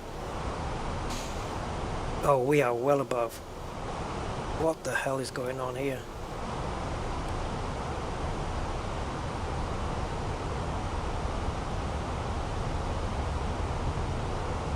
Come on, plane.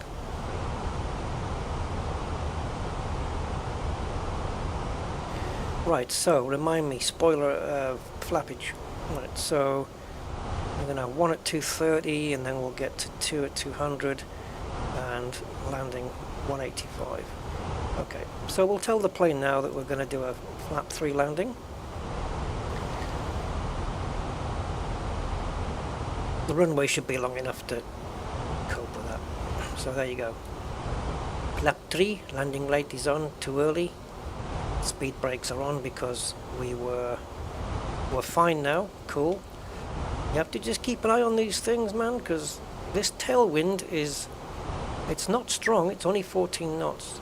So I don't know if that's playing a part here, but we're just a little bit below the flight plan, which is perfect for me. Now it's armed 7,000, but there's a constraint here. But it's... See, these numbers are what the plane thinks it's going to be at when it reaches these waypoints. And the purple asterisk is the plane saying, I can make that, I can do it. I'm convinced I can do it. If it was an orange one, it's telling you, I can't make this number or this speed. But right now, the plane is happy. I'm going to forget something, aren't I? I'm going to forget... Yeah. Am I? Approach. Yeah. Okay. So, we are in... So the approach phase, I want to put that on this dude's screen here. Right? Because I want to keep the flight plan on this one. And when you get to the limb, although I'm not seeing limb on here, no, normally when you get to limb it would automatically activate the approach phase. There's no limb here, so I don't know whether that means I've got to do it myself.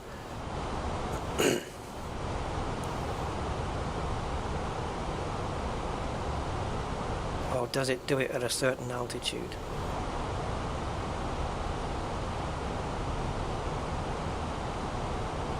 Yeah, I'll figure it out. What the hell? Normally, like, you have a decel here on the display, but also you should have a, like, limb. And what I do is when I get to limb, I activate approach phase. When I get to the decel, I'm activating the approach mode. But, okay. Right, so approaching 10,000 feet then, so I should be bringing out the seat belts and the landing lights now. I've already done it.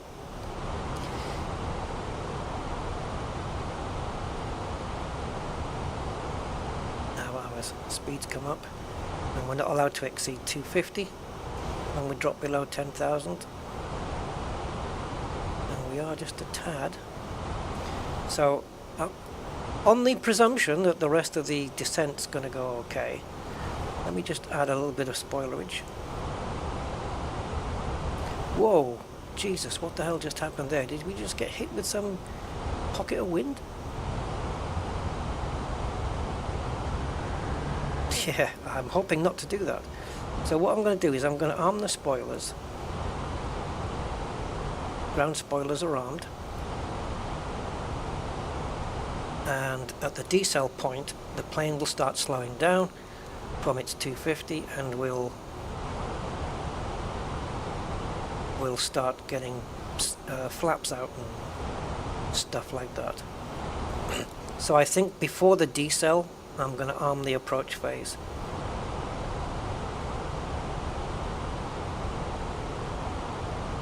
And then, I don't know.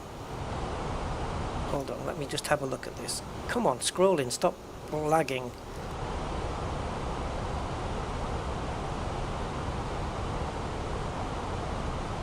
Right, so we got decel, and then we got 666. Oh, that's not going to be enough. Okay, let's activate the approach phase now and confirm that.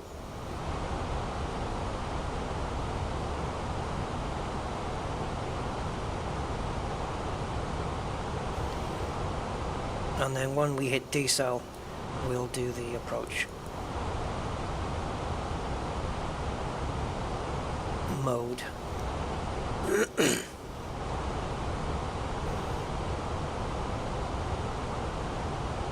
Okay. Descent profile looks on point. So the only thing we need is flappage and gear down.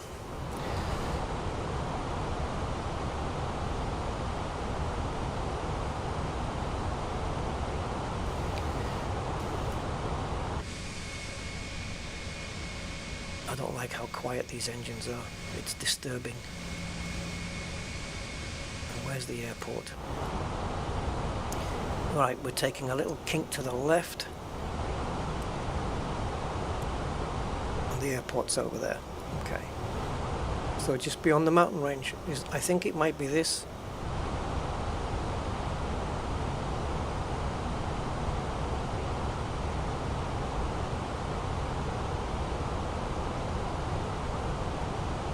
Okay, so we need to go flaps 1, flaps 2, flaps 3, but the plane needs to slow down a bit first. We can't put the flaps out until we dip at least below 230. So the plane is now slowing up.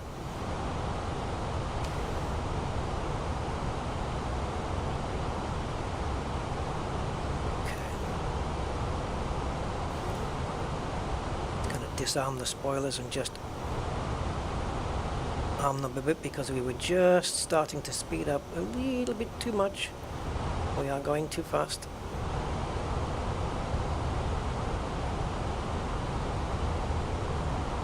I could maybe control the speed with this, but I'm going to try and just not have to do that if I can help it. I want to bring the flaps down, but for some reason... Okay, now the plane is starting to level up, so we're going to slow down now. Cool. Alright, that's it. I'm happy.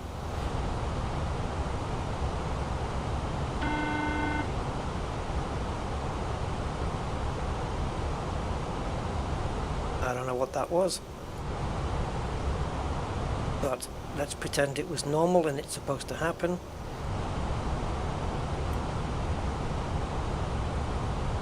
Flaps 1.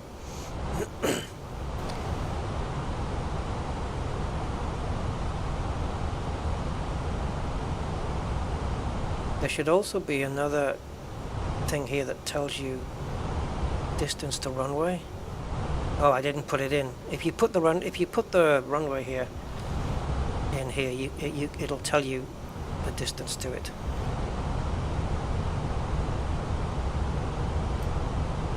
Flaps 2.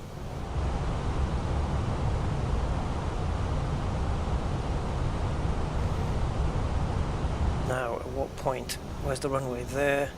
So just before Buddha, we'll get the wheels down. Plane slowing down quite a bit now. We've only got one more set of flaps to go. Just confirm we're in flaps 2. Yes, all going, all going.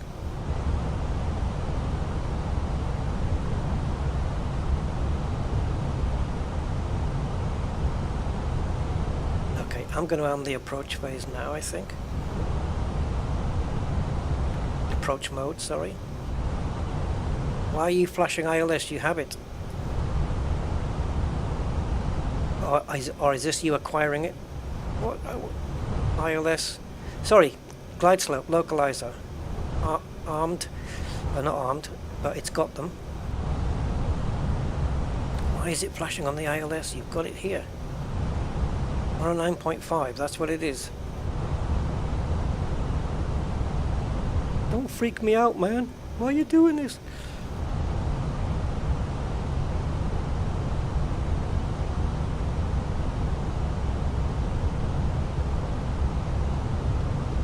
Why is ILS flashing? Is that normal?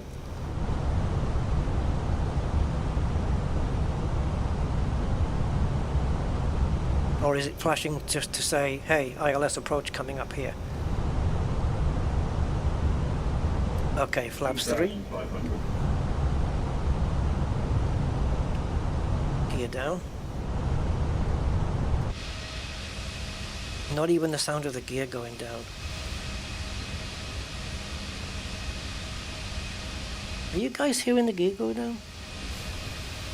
Have I got stereo sound on again? I think I had.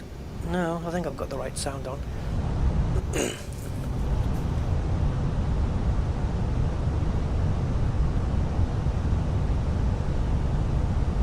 Okay, so we do have the glide slope, we do have the localizer, everything's okay. I'm just gonna say that's normal. Cabin ready, signs on, everything. Don't you dare start climbing. Me and you is gonna fall out.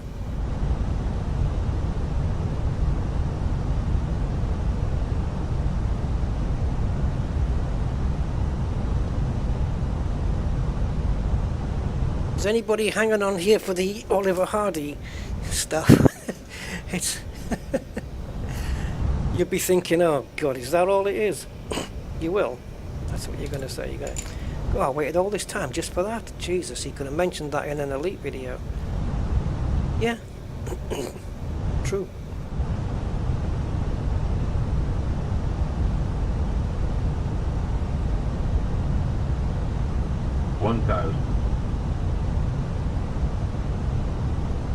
Right, when I am comfortable, I will disable the autopilot. We have a Cat 3 single landing at the moment. Meow. Cat 3 dual. You can auto land with a Cat 3 single, right? Of course you can. If I didn't do anything from now, well, it says landing inhibit. Can't see the pappy lights really.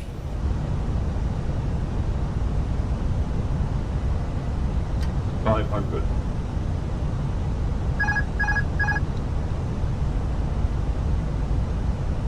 100 above.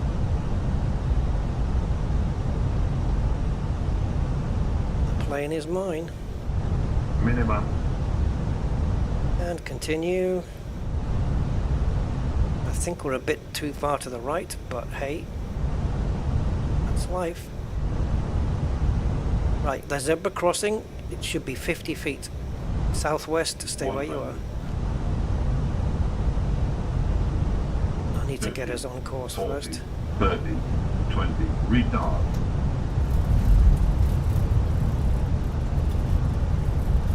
Yeah, we drifted a little bit. And I'm trying to get it back on. Okay, reverse is on.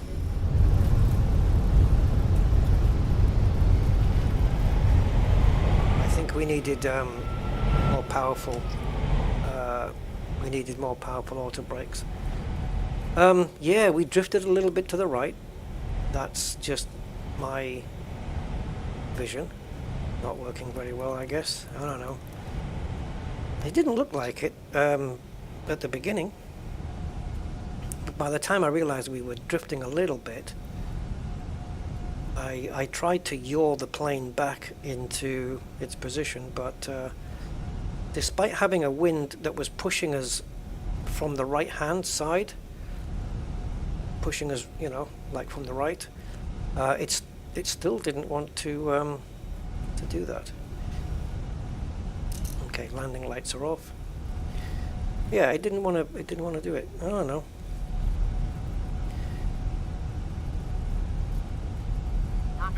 ground JetBlue 112 tree taxi to the gate. Ah, that's where it was. Alpha 8 using taxiway Delta 2 Delta Alpha cross runway 26 Delta 2 Delta Delta 1 cross runway 26. Taxiing to gate Alpha 8. I thought I turned the taxiway volume Delta 2 completely Delta Alpha off. Cross runway 26 Delta 2 Delta So I'm Delta just 1 going to hang on cross here runway because 26 I JetBlue don't really 112 know tree. where the dots are going to be. There we go. Yeah, I noticed there was a lot of planes on my left coming, that are on my, well, they're on my left now, all over there. So I was just wondering whether we're supposed to go over there, but there was no turn-off. Got some rusty roofs. Oh, are we supposed to turn off there? I just wasn't paying attention. Yep. Oh, the flaps are still out. Okay, the slats are still out. Let's get those in. Okay, we can make this, can't we?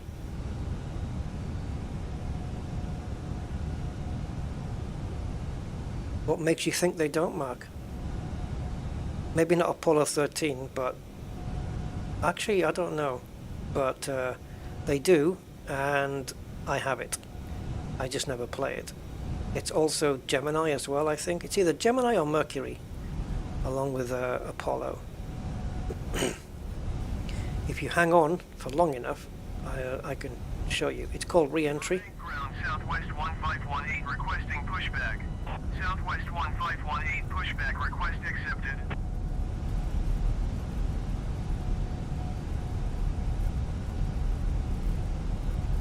Yeah, I don't know. Some of the sounds are a bit super quiet. I can see our parking bay already.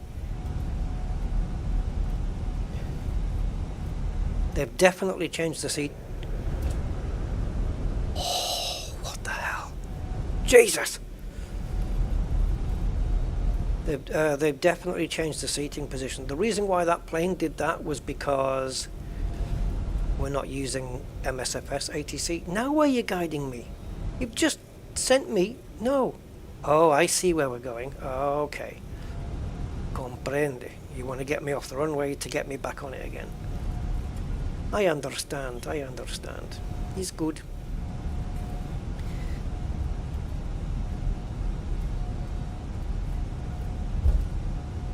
Yeah, I didn't want to use the reversers until I could get the plane back into where it's supposed to be, you know, on the center of the runway, but it wasn't going to go. And of course you can't steer the plane until the front wheel's down. And it did take a bit longer for the front wheels to go down because it's what they said, that the flare was going to be different. The flare is, you know, when you're coming in and you just bring the nose up at the end so that your back wheels can touch down, that's the flare. It did say it was going to be different, and I knew it was going to be a bit floaty, and it was, but I was a little bit off course. It's just a question of getting used to the frickin' thing. Taxiing hold short runway 8 using taxiway Delta 1 Delta. Oh, I don't know where you think you're going southwest, but geez, we're going to have to go through each other, okay? Can you handle that? I'll just pretend you're not there, and you pretend I'm not there, and we'll just say adios. 1518, continue taxi. Southwest 1518, hold position, caution other traffic. Not sure my... Oh yeah, okay. Southwest 1518, continue taxi. Oh, come on, plane.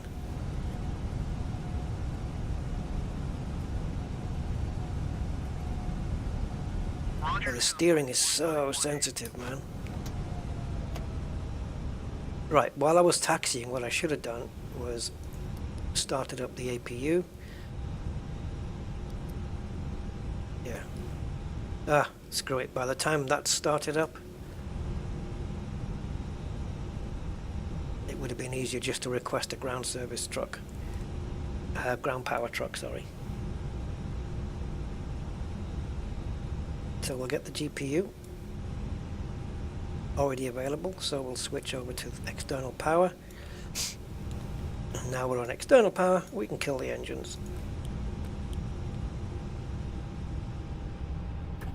And there it is, the switch over. And beacon light now.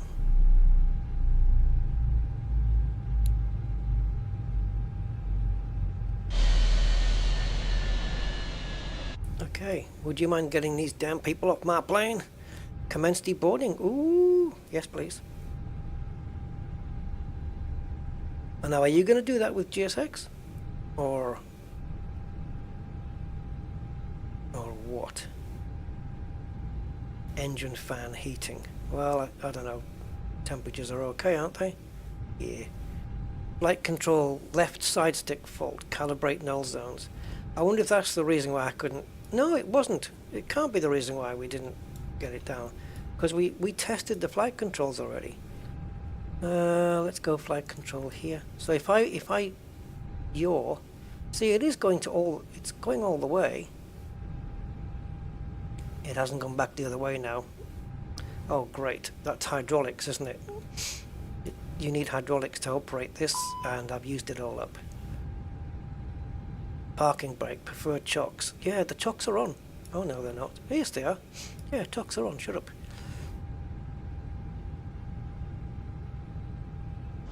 How are these people deboarding?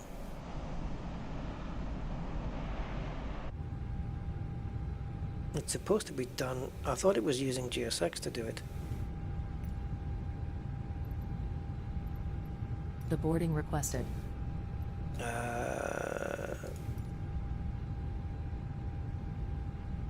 Welcome to Hollywood, peoples.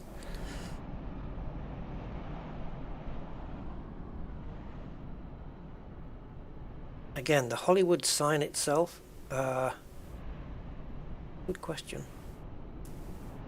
I can't remember whether we've still got the scenery installed. We may have. But does anyone know where the Hollywood sign is in relation to the airport?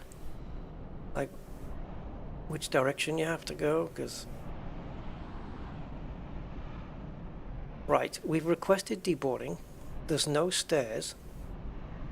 Is it waiting for me to open a door or what? It can't be. The stairs got to be in place first.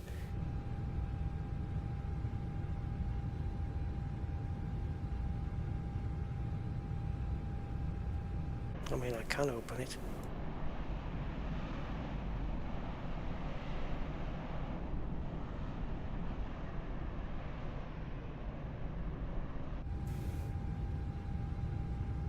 Are you getting some weird flashing, guys, on the screen?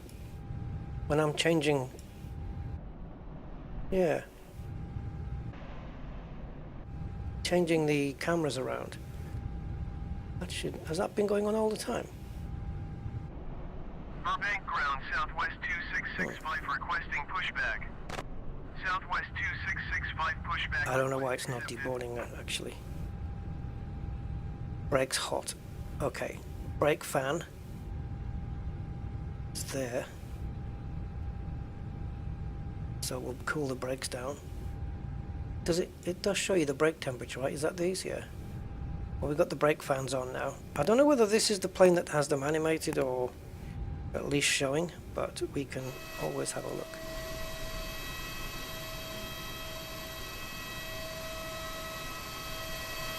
Yeah, you can see the fans there, look.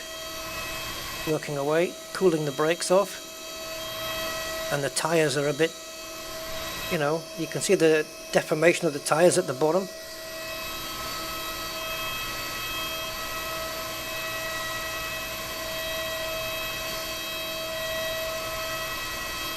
Yeah, so brakes, okay, the brakes are good now. So we can turn the fan off. Didn't take long to cool the brakes down. But I suppose maybe 300 degrees isn't such a big deal. Okay, let's call this a success, and if I get myself up here, we'll just shut the thing down, and the deboarding process can kiss my... Yeah, it's weird. I don't know what the flashing's all about. That it was kind of going in between the externals and internal cameras. Taxiing hold, short runway 8 using taxiway Delta 1 Delta, close runway 15 Delta, Southwest 2665. camera used to be over here, and now it's up at the other side. It's Southwest 2665 continue. kind of bizarre. Speed it up. Roger, Southwest 2665. Now, I might be on here. There you go. I told you I wouldn't let you guys down now, would I? How many antennas, guys? Like, are they supposed to, they are supposed to be antennas, aren't they? Yeah, I knew I had the scenery. There you go. And I think we've also got oh, now then. Is it Universal Studios? I think it is. And I think Universal is, oh god, now then. It's not far from here. Universal Studios. Yeah, so this Hollywood sign is in fact free. I think it was free scenery that I got added, and it's just over there from the airport, so really easy to find actually. Now Universal Studios. I'm probably not going to remember what it looks like.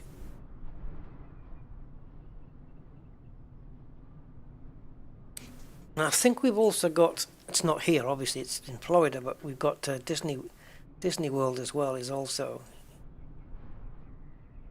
part of the scenery. Ah, now then, wait a minute. Universal Studios. 2601 requesting pushback. Southwest 2601 I'll be honest, I don't know. pushback request accepted.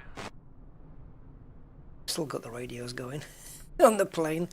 How is that possible? The plane's turned off. So yeah, it is here, but unless you see it on Google Maps and then put the coordinates into this, I don't know. I would, if it was me, I would be guessing that Universal Studios is quite a bit bigger than that. But what is this with the roof on it? And then we've got another building there. I'm sure Universal is on its own somewhere.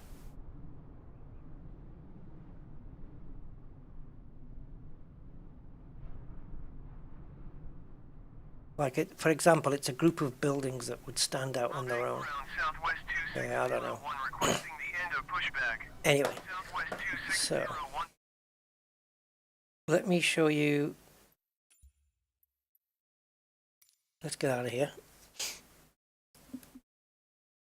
And we'll just fill in the rest of the news. And what I'll do is I will chapter the stream so that people want to jump to a specific spot they can. But yeah, I wasn't planning on doing the entire flight, but one thing led to another, and that was that. It's a pretty cool sim, isn't it? And when you have a plane of that caliber, that level, geez, it's just, it's nuts, really.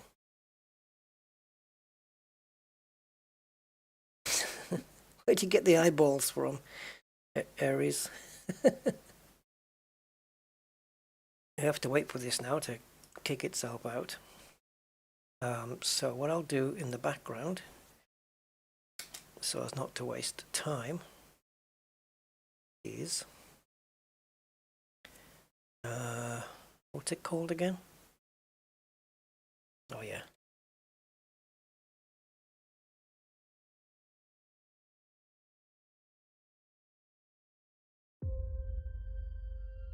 No, shush. So if I quit to Disketurban, last time I clicked go to desktop, it just hung Elite Dangerous style. And it looks like it might be doing it again. Yep, it should have been out by now. So this is another new thing that's happening since installing the new A320. Flight sim is not exiting.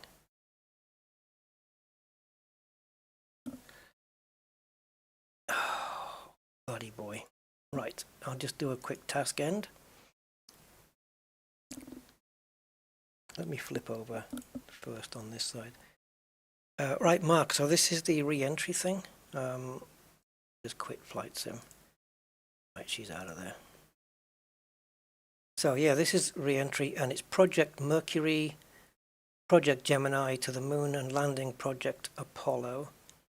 Re-entry is a realistic spaceflight simulator based on NASA space programs, from the first American human spaceflight in Project Mercury, the rendezvous and EVAs of Project Gemini, to the moon landing in Project Apollo. And this is full on, like, study level stuff. And thankfully there are checklists which gets you through how to do all of the buttons. It's complex. Yeah, getting the thing off the ground, and or even bringing it. I mean, I haven't done it. I haven't brought it into land. I did buy it. It's $24.99 on Steam. I bought it quite a while ago.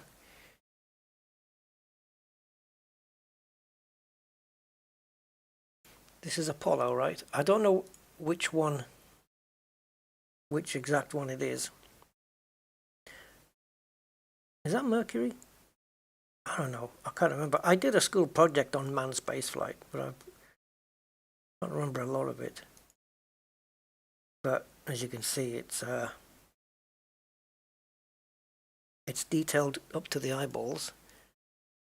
Let's put it this way: it's if you want to do like hardcore level, you know, Apollo Gemini stuff, this is the only thing that's out there, really. I think that's proper.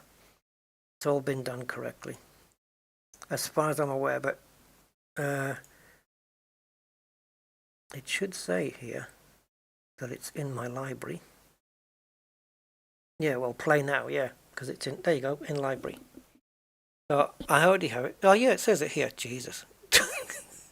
And you can see the reviews overwhelmingly positive. Let's have a look. I don't know if it mentions the exact flights, like Apollo, you know, the number, whether it's Apollo 11, Apollo 13, I don't know whether it says that. And there are still infrequent updates. The simulator has a high resolution representation of the Earth, so you can see landmarks, details from Earth orbit. Yeah, so $24.99, and you might be able to get it cheaper on CD keys or something like that. I don't know. I've got 1.9 hours in the game. All right, so that's that. Okay, I'm going to transition to black, and I'm going to bring us into Elite Dangerous.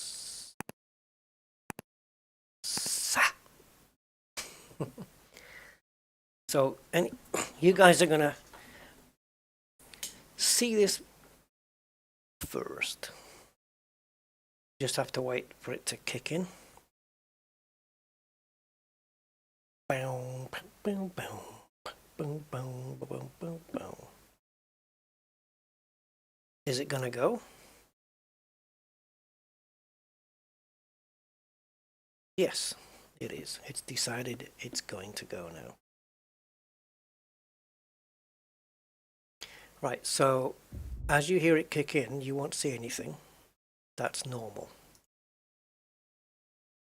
Well, not normal for me, but in this case, it's as desired. Generation. Resolution looks crap. Oh, there we go, it's good. Click on start.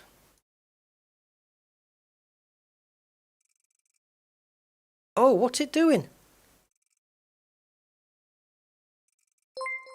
Hey, Mark, thank you, man.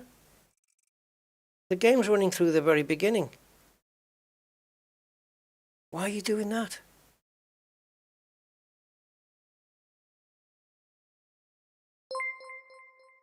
Holy shit balls.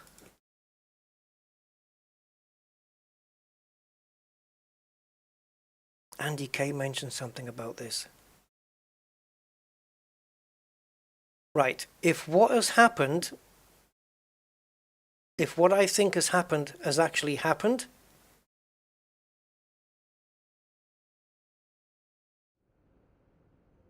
you gotta be... Don't tell me this is real. Oh, I think I might know why. Oh, hold on. Hold on, guys. Oh, we're lucky. Jesus. Okay, we're good. I thought it had wiped my save. My Oliver Hardy save. Oh my god. I'm telling you now, if it had done that and Frontier couldn't get it back, that's it. End of story with Elite Dangerous on my channel. Oh, it's enough. After all this shit I just went through at the Guardians and the Brain Trees. But no, it didn't. It was just the game acting the fool. We're just waiting for the Sidewinder, the orange Sidewinder rotation loading screen to kick in. It's just rotating at the moment, being very slow on my... Oh god. Where'd that come from? Okay, here we go. Alright, so I'm just going to change cameras. I know you can't see anything, and that's fine. Right, I know there's not many people here, but first one who spots it, I don't know, well done. Right, so I'm just going to bring in the game. That should kick in. Yay! Okay. Hey, Mr. Budman. Mr. Budman. Hold your horses, buddy. Right.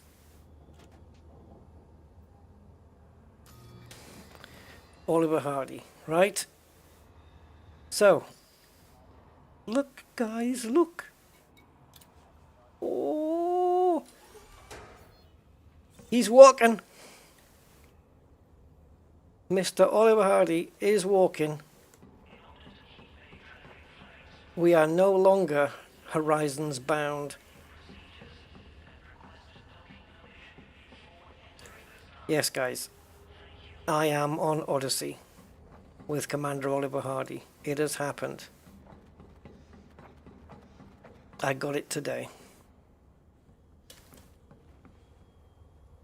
And that mess up at the beginning was it going into the tutorial thing, which I didn't want it to do. And I think Mr. Budman almost spoiled the surprise there. But yes, Frontier was at Frontier had it on their store. I got notified today that Frontier had it on their store for $9.99. So I thought, right, let's not miss this opportunity and let's grab it. Hipster legs indeed. So now I can go and shoot the scavengers on the Guardian site, which, as you probably realized, I'm not there anymore. I am no longer on the Guardian site. But I've got some credits if you can help me out here. It might not be legal, though. But yes, Mr. Woodman, you kind of guessed it, sort of, without maybe knowing. But yeah, I think the first shot giveaway was, if you look closely, was in the Cobra. You could see the elevators in the background. So I hadn't noticed Mr. Woodman, to be honest. I've been in Flight Sim really ever since. Yeah, so now I've just given myself an extra grind. Market for a new weapon? Because now I'm going to be looking I've at, got the best stock in the system. I'm going to be looking at friggin' suits and weapons and grinding for upgrades. I'm going to be looking around for grade 3s already. I'm not going to start with grade 1s if I can help it. So I'm just in the normal, usual, normal. Anything else you need? But when I do another Elite stream with Oliver Hardy, I'll announce it. Officially proper, but yeah, you guys get to see it first. I think this is cool. I've got a time-sensitive transport job if you're interested. Because I didn't think, I've not seen Frontier have a sale on, you know, at their store for ages. And as soon as they did, because you can get Odyssey for this price on CD Keys or you know, where else? Yeah, even Steam it was cheaper. But it was always full price on the Frontier store, always, always, always. And now, well, now it's not at the moment. There's a little bit of a sale on, I think. I don't know what else is for sale, probably Elite itself, but I only wanted the Odyssey pack, and I've just took the opportunity. So yeah, from the shot of the Cobra we had, you could just see the elevators in the background, which of course would not be available in Horizons. I wish we could go over there. Is it $21.99? I'm actually not sure. I didn't look at the other prices.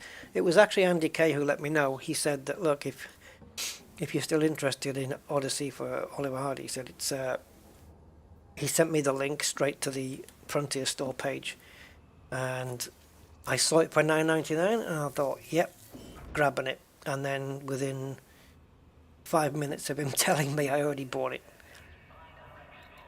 I mean, I might as well, right?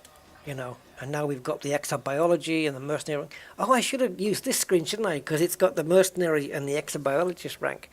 I can do plantage scanning now, guys, right? And we can get some Tectonicas and stuff and make some big money, right? Now, let's get back on track here. I've done the Guardian sites, okay?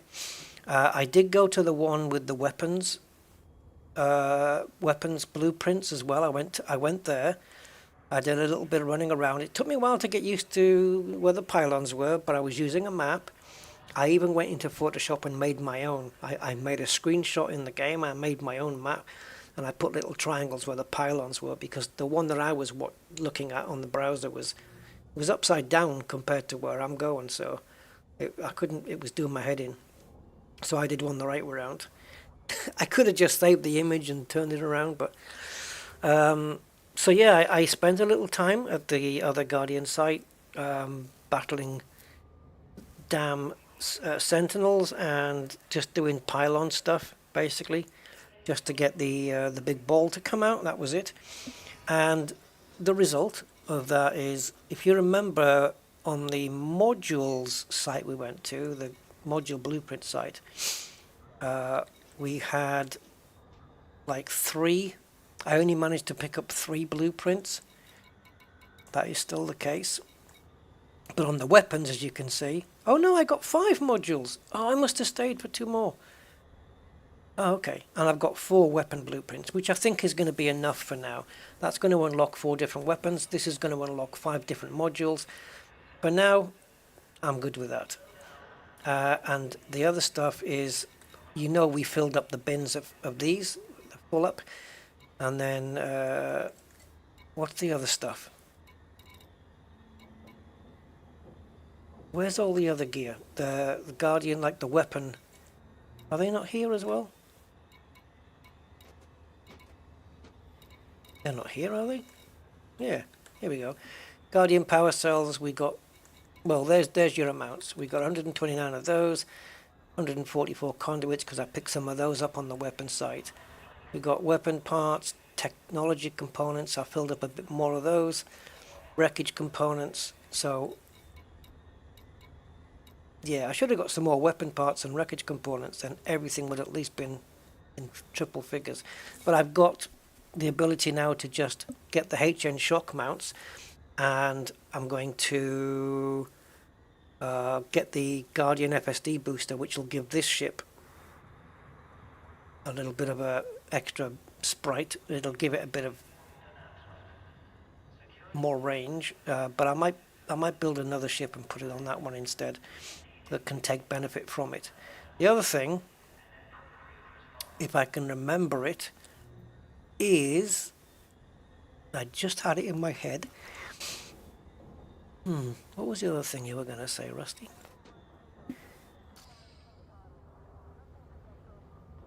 Oh yeah, we're at Ray Gateway, okay, which is a couple of jumps away from what I was calling my home here in BD15. And obviously Diaguandri, we know, is the headquarters of the, well, yeah, you know, you get the discounts here, right, for every ship. Now, in BD15 system, there are 16 ships available to buy. This place doesn't better that by a lot. It's only 18, I think, 18. But it does have the ASP Explorer, where BD15 does not have the ASP Explorer. So that's here. And it's only 5.6. What I've noticed though is because it doesn't have anywhere near all the ships, obviously I'm not at Shinrata Des or anything like that, but if you notice the prices here, 1.6, right? This is a nice little ship actually to go for. In terms of jump range, brilliant, but firepower, it's not going to match the ASP, I don't think, is it? Let's have a look. No, definitely not. Right, but then you've got the ASP Explorer that's got like 6 hard points, 4 smalls, 2 mediums, so yeah, you could look at that as 1, 2, 3, 4 mediums, couldn't you? 2 smalls making a medium, another 2 smalls making another medium, and 2 mediums. I don't know. I've got a weird brain thinking it that way. So you've got 2.6 million, 3.3 million, 5.6 million, 41. What a jump! Where's the prices in between, guys? What ships are missing from this picture? What am I missing that I could buy? There must be somewhere around, because like all these are up in price now. There's Python's obviously, what, 15% less. Modules the same, of course. They're all discounted. That does have a kind of look like, you know, when you see a snake up in the air and you can see its head like a cobra. It's kind of got the head bit, the shape of that. Yeah, love it. Big price jump here. So I guess I have to go for Explorer next, don't I? What does the keelback have? Okay, 2 small, 2 mediums. Scout, you see, it's only got 4 hard points on that one. There's not really anything in between. I mean, there's a massive price jump here, but I don't know what ships would be in between there that I could possibly use. T7, I don't know how much a T7 is, but it's certainly not here. We've got T9s up there. Anaconda is here. That's not, I don't think Anaconda is at BD15 either. The other good thing about being at Diaguandri, you know, we've just come back from the Guardian sites, right? Right. Well, if we go to contacts, we have a tech broker, Guardian 1. And guess what he does? Yeah, baby. I haven't bought it yet. I still need to get the shock mount. But yeah, he wants 21 of these, 21 of those, 24 focus crystals. I have traded for a few materials as well, encoded materials. So yeah, we need that, and we're also looking for the shield reinforcement as well. So we need to go out and find hardware diagnostic sensors. We'll use an ARA for that. And at some point I might unlock this and this. I've got enough blueprints to unlock all of these, and then I can choose one of these. The power plant kind of makes your ship a bit hot, but it's kind of useful as well. The other thing here, dear Gwandry, is the material trader with encoded. So I did give myself a couple of things that I didn't have any of by trading 5. So I was wrong. You don't get 27 to 1 if you're doing top to bottom. That's on grade 4. You get 81 to 1. So you just give it. I had yeah, I think I had just one of these, and I gave one away, made it 98, and I added 81 to my unusual encrypted files, and then I've given myself, you know, quite a bit of other stuff. So there's good stuff here. You want me to get the ASP, don't you, Mark? Yeah, Guardian FSD booster is neat, isn't it? It gives you extra, like, depending on the size of the module, 10.5 or is it 7 and 10.5 extra, depending. There's a black market here, search and rescue, and I've also been here into the bounty vouchers and the codex discoveries, cleared everything down, got everything paid. I also was it here I did it? No, it's still neutral. Over at BD15 I got rid of all my universal cartographics, so it's only 1.7 or 1.9 million I had, I think. Might have been 2.7 actually, come to think of it. Yeah, when I was, you know, when I was out at the Guardian sites and coming back, I did do a discovery scan on every system. I honked every system there and back. So I think it was like 1.7. It was either 1.7, 1.9 or 2.7. I don't remember. But the net result is I have 57.9 million. So easily I can get an ASP Explorer and keep the Cobra. I'm not going to be getting rid of the Cobra. I'm going to still be using that one, and we will still be engineering this as well. But there's lots to do, man, lots to do. And then obviously going to the outskirts of the, like the main bubble really, just on the outskirts, and just trying to dock at platforms and stations to see if I can find any pre-engineered, pre-upgraded suits and weapons for Odyssey. And I was also asked by Cosmic Drifter if I could see the Maelstrom on my Horizons account. Now, because I'm now in Odyssey, I actually can't answer that. I don't know if I could or not. But I could definitely see these red ones, so I don't think there's any reason why you can't. Right? You should. Can you see Maelstroms in Horizons? I don't see any reason why not, right? So yeah, that's it. We have Odyssey for this, and you'll see it here, because it used to say the Horizons logo there, and now it does not. So all my 3 accounts now have it. Right, so last thing is I'm going to be streaming a new game, and it's a puzzle game. Bear with me, guys. If you guys remember The Room, okay, the room that we did, room 1s, 2s, 3s and 4s, it's kind of similar-ish to that. Let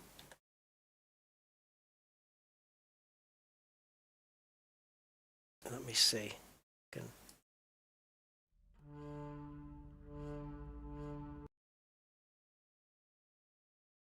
Okay.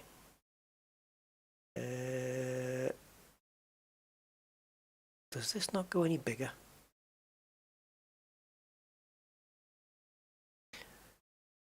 Bear with me, please, guys. So Steam.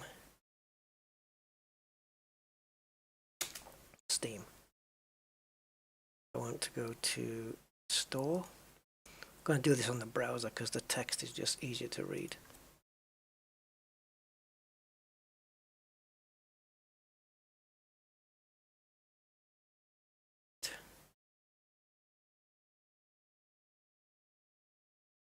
Come on.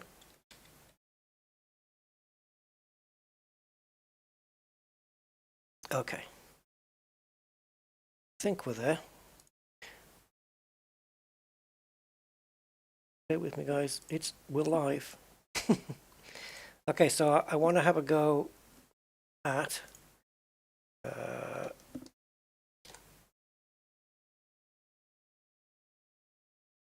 this. Boxes. Boxes. Yeah, it's kind of like The Room. It's $12.99. Apparently there was also one called Doors released in November 22.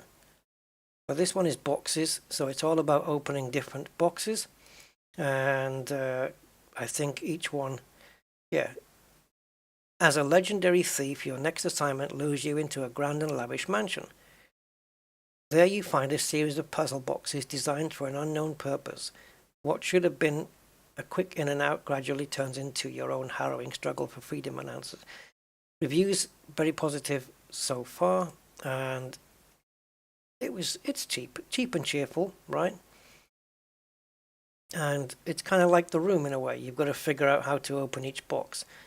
So I haven't launched it yet,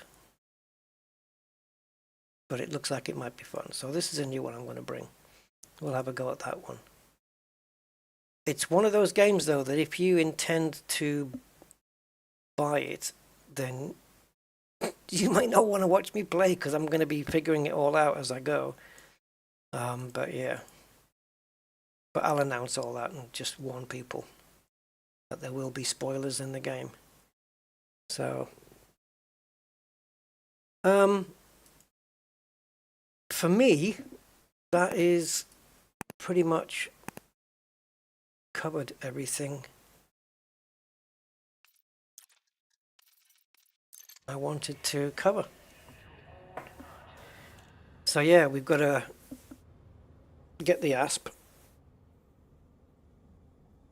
I won't buy it here, that wouldn't be right. I'll do it on the full stream. We'll get the ASP, we'll get the FSD booster unlocked, we'll get the shield booster unlocked, because Kathina said that engineering my shields, which we're ready to do as well, would be pretty pointless without the shield reinforcements and stuff like that. So we're going to try and do everything in one go, and then despite having the ASP, we'll take this thing into Hasres.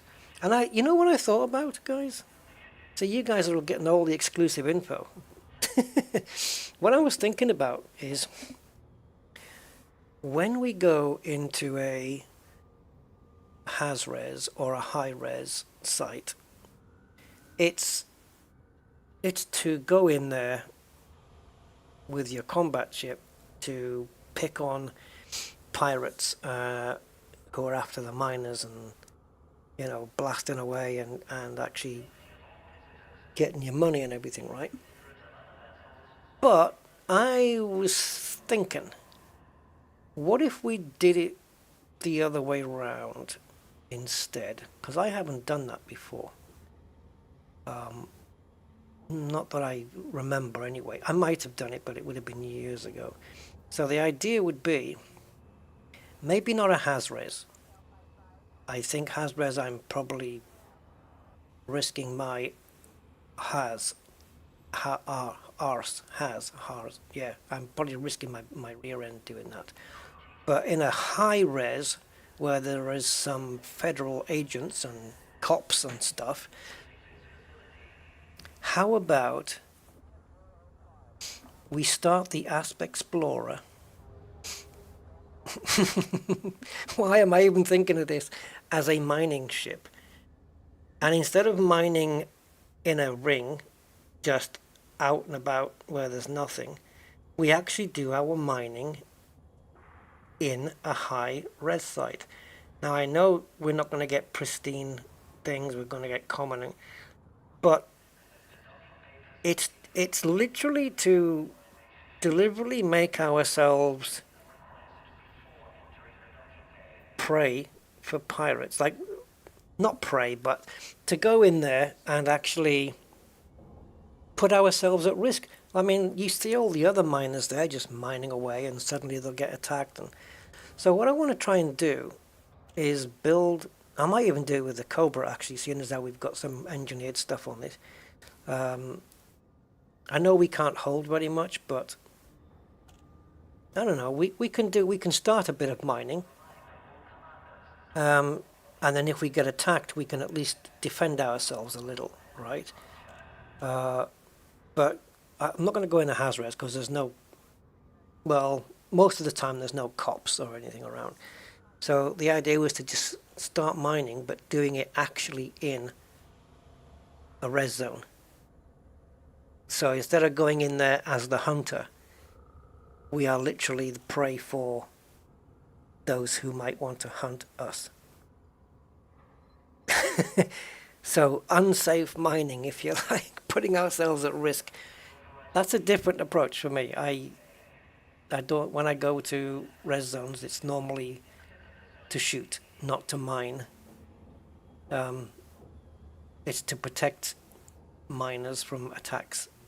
But instead I was thinking, why don't we become one of the miners? See if the cops can do the job of protecting us, and maybe we can help also fight back ourselves at people who want to steal what we have in our hold. That might be an interesting stream, so I think I'm going to set that up. I can't do it with the... see, the thing with the ASP is that if I did it with the ASP would have to be unengineered because the grind to do 6 weapons would be just too much at the moment, where at least this ship has got weapons. And it wouldn't be good to have like another player with a big combat ship protecting me, because it kind of takes away the, you know, they're just going to take out whoever attacks me. So it's going to take away the, what's the word, anticipation, I suppose, of what's going to happen. So I reckon, my question is, how often are we going to be targeted by pirates? If we just sit there minding our own business, mining the asteroids in a res site, and the ship, if you think about it, we're flipping the tables, because when I'm doing combat in this ship in a res site, I am picking my targets. I'm deciding, yeah, I can take this guy. He's only in a Viper, he's only in a Cobra, I can take him. Oh, he's only a mostly harmless, I don't know, Mamba, I can take him. But the other way around, I don't get to choose who's going to be shooting at me. Yeah, ASP is good for mining. Yeah, it is indeed. But I'm going to need to have engineered stuff on there. We'll be able to have a Guardian shield booster, but I'm gonna really want to be able to fight back, really. And if I'm gonna have 6 weapons on board, that's 6 weapons to engineer, and I don't think I've got the materials for that yet. But at least the weapons on the Cobra are already done. But the downside is we can't fit as much in as possible. But I think that's okay, because if we get attacked too many times, I'm going to get sick of it too quickly. And I don't want to grind and grind and grind to engineer all the weapons on the ASP just to go mining in a res field, just to find out that no, this was a bad idea, and then 20 minutes later I'm decided, yeah, missiles. Yeah, I mean, it's a thought, but we'll see. We'll see. But yeah, I think maybe do a practice run with the Cobra, and if it works out, it's a bit of fun. Then once we've got the ASP engineered up, we can do it in that. Yeah, that's right, Mr. Budman, exactly. Isn't that going to make it fun? Yeah, it could be a wing of 3 coming at me with like 3 clippers or something. And then I've got to kind of make sure that crimes against me reported is on. Report crimes against me is on. And that the cops are going to not be distracted destroying somebody else and come to my rescue as I try and save my own ass. And it's just different from, you know, the usual way of finding a pristine ring somewhere and just diving in, waiting for the usual suspect to go away that'll follow you in, wait for him to go. and then start mining in peace. So I'm deliberately choosing not to mine in peace, but to put myself at risk and see what happens. So that's the plan. Okay, we'll get to know about that, how it turns out as we try it. We'll get this thing outfitted for mining. We'll get it all cargoed up and refineried and limpetted up. Oh yeah, don't we have that? I know with Frontier, with everything, if there's a plus side to something, there's a minus side as well. But would it be good if you're mining? Is it good to use one of those multi-limpet controllers, right? So you can have collector limpets and what's the other? Do we need any more? Yeah, the limpet that goes out and sticks itself on the asteroid and tells you what's in there. Is that a recon limpet? Yeah.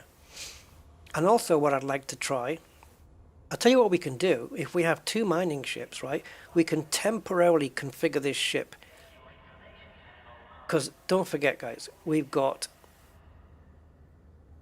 4, I think, isn't it? We've got 4 multi-cannons on this ship. One of them has to go. And we have to defend ourselves with 3 multi-cannons, because one of them has to be a mining laser. Right, so we'll only have 3, so we'll get rid of one of the small ones. But then the ASP, we can kit that one for deep mining, where we're blowing up, literally exploding the asteroids, right? We can do it for that. Because I haven't done deep core mining for quite a while, and that would be cool. And I also believe there is an engineer that requires Celine Jean, right? That you mine 500 tons of something. Anything, I guess, doesn't matter. As long as you've done 500 tons. When I did that, I just built an Anaconda and did the whole 500 in one go. But with an ASP, we can maybe do, let's say 50 tons and another 50, I don't know, either 50 or maybe we can even do 100. Fill that one up and then do that 5 times and get 500 tons. And it'll all be collected by just limpets coming in. We'll get a load of limpet, a couple of collector limpets in there and a recon. If you do a recon limpet, isn't it the case that when you blast the asteroid that more stuff comes off it because you've reconned it, so you get more off the asteroid? Because if we're gonna unlock Celine Jean, who wants 500 tons, or wants you to have mined 500 tons, it can really be anything, can't it? We don't have to be shopping for low temp diamonds or anything like that. I mean, that would be cool, but it doesn't matter if it's bromelite or whatever other common stuff. It can be literally any freaking thing, right? But we just have to mine it, or we have to sell. I don't know what Celine Jean's is. I think it's just mine 500 tons. Not quite sure how she works that out, but yeah, just maybe it's just, I don't know, how does it calculate that? Does it just add up mining materials that are in your cargo hold?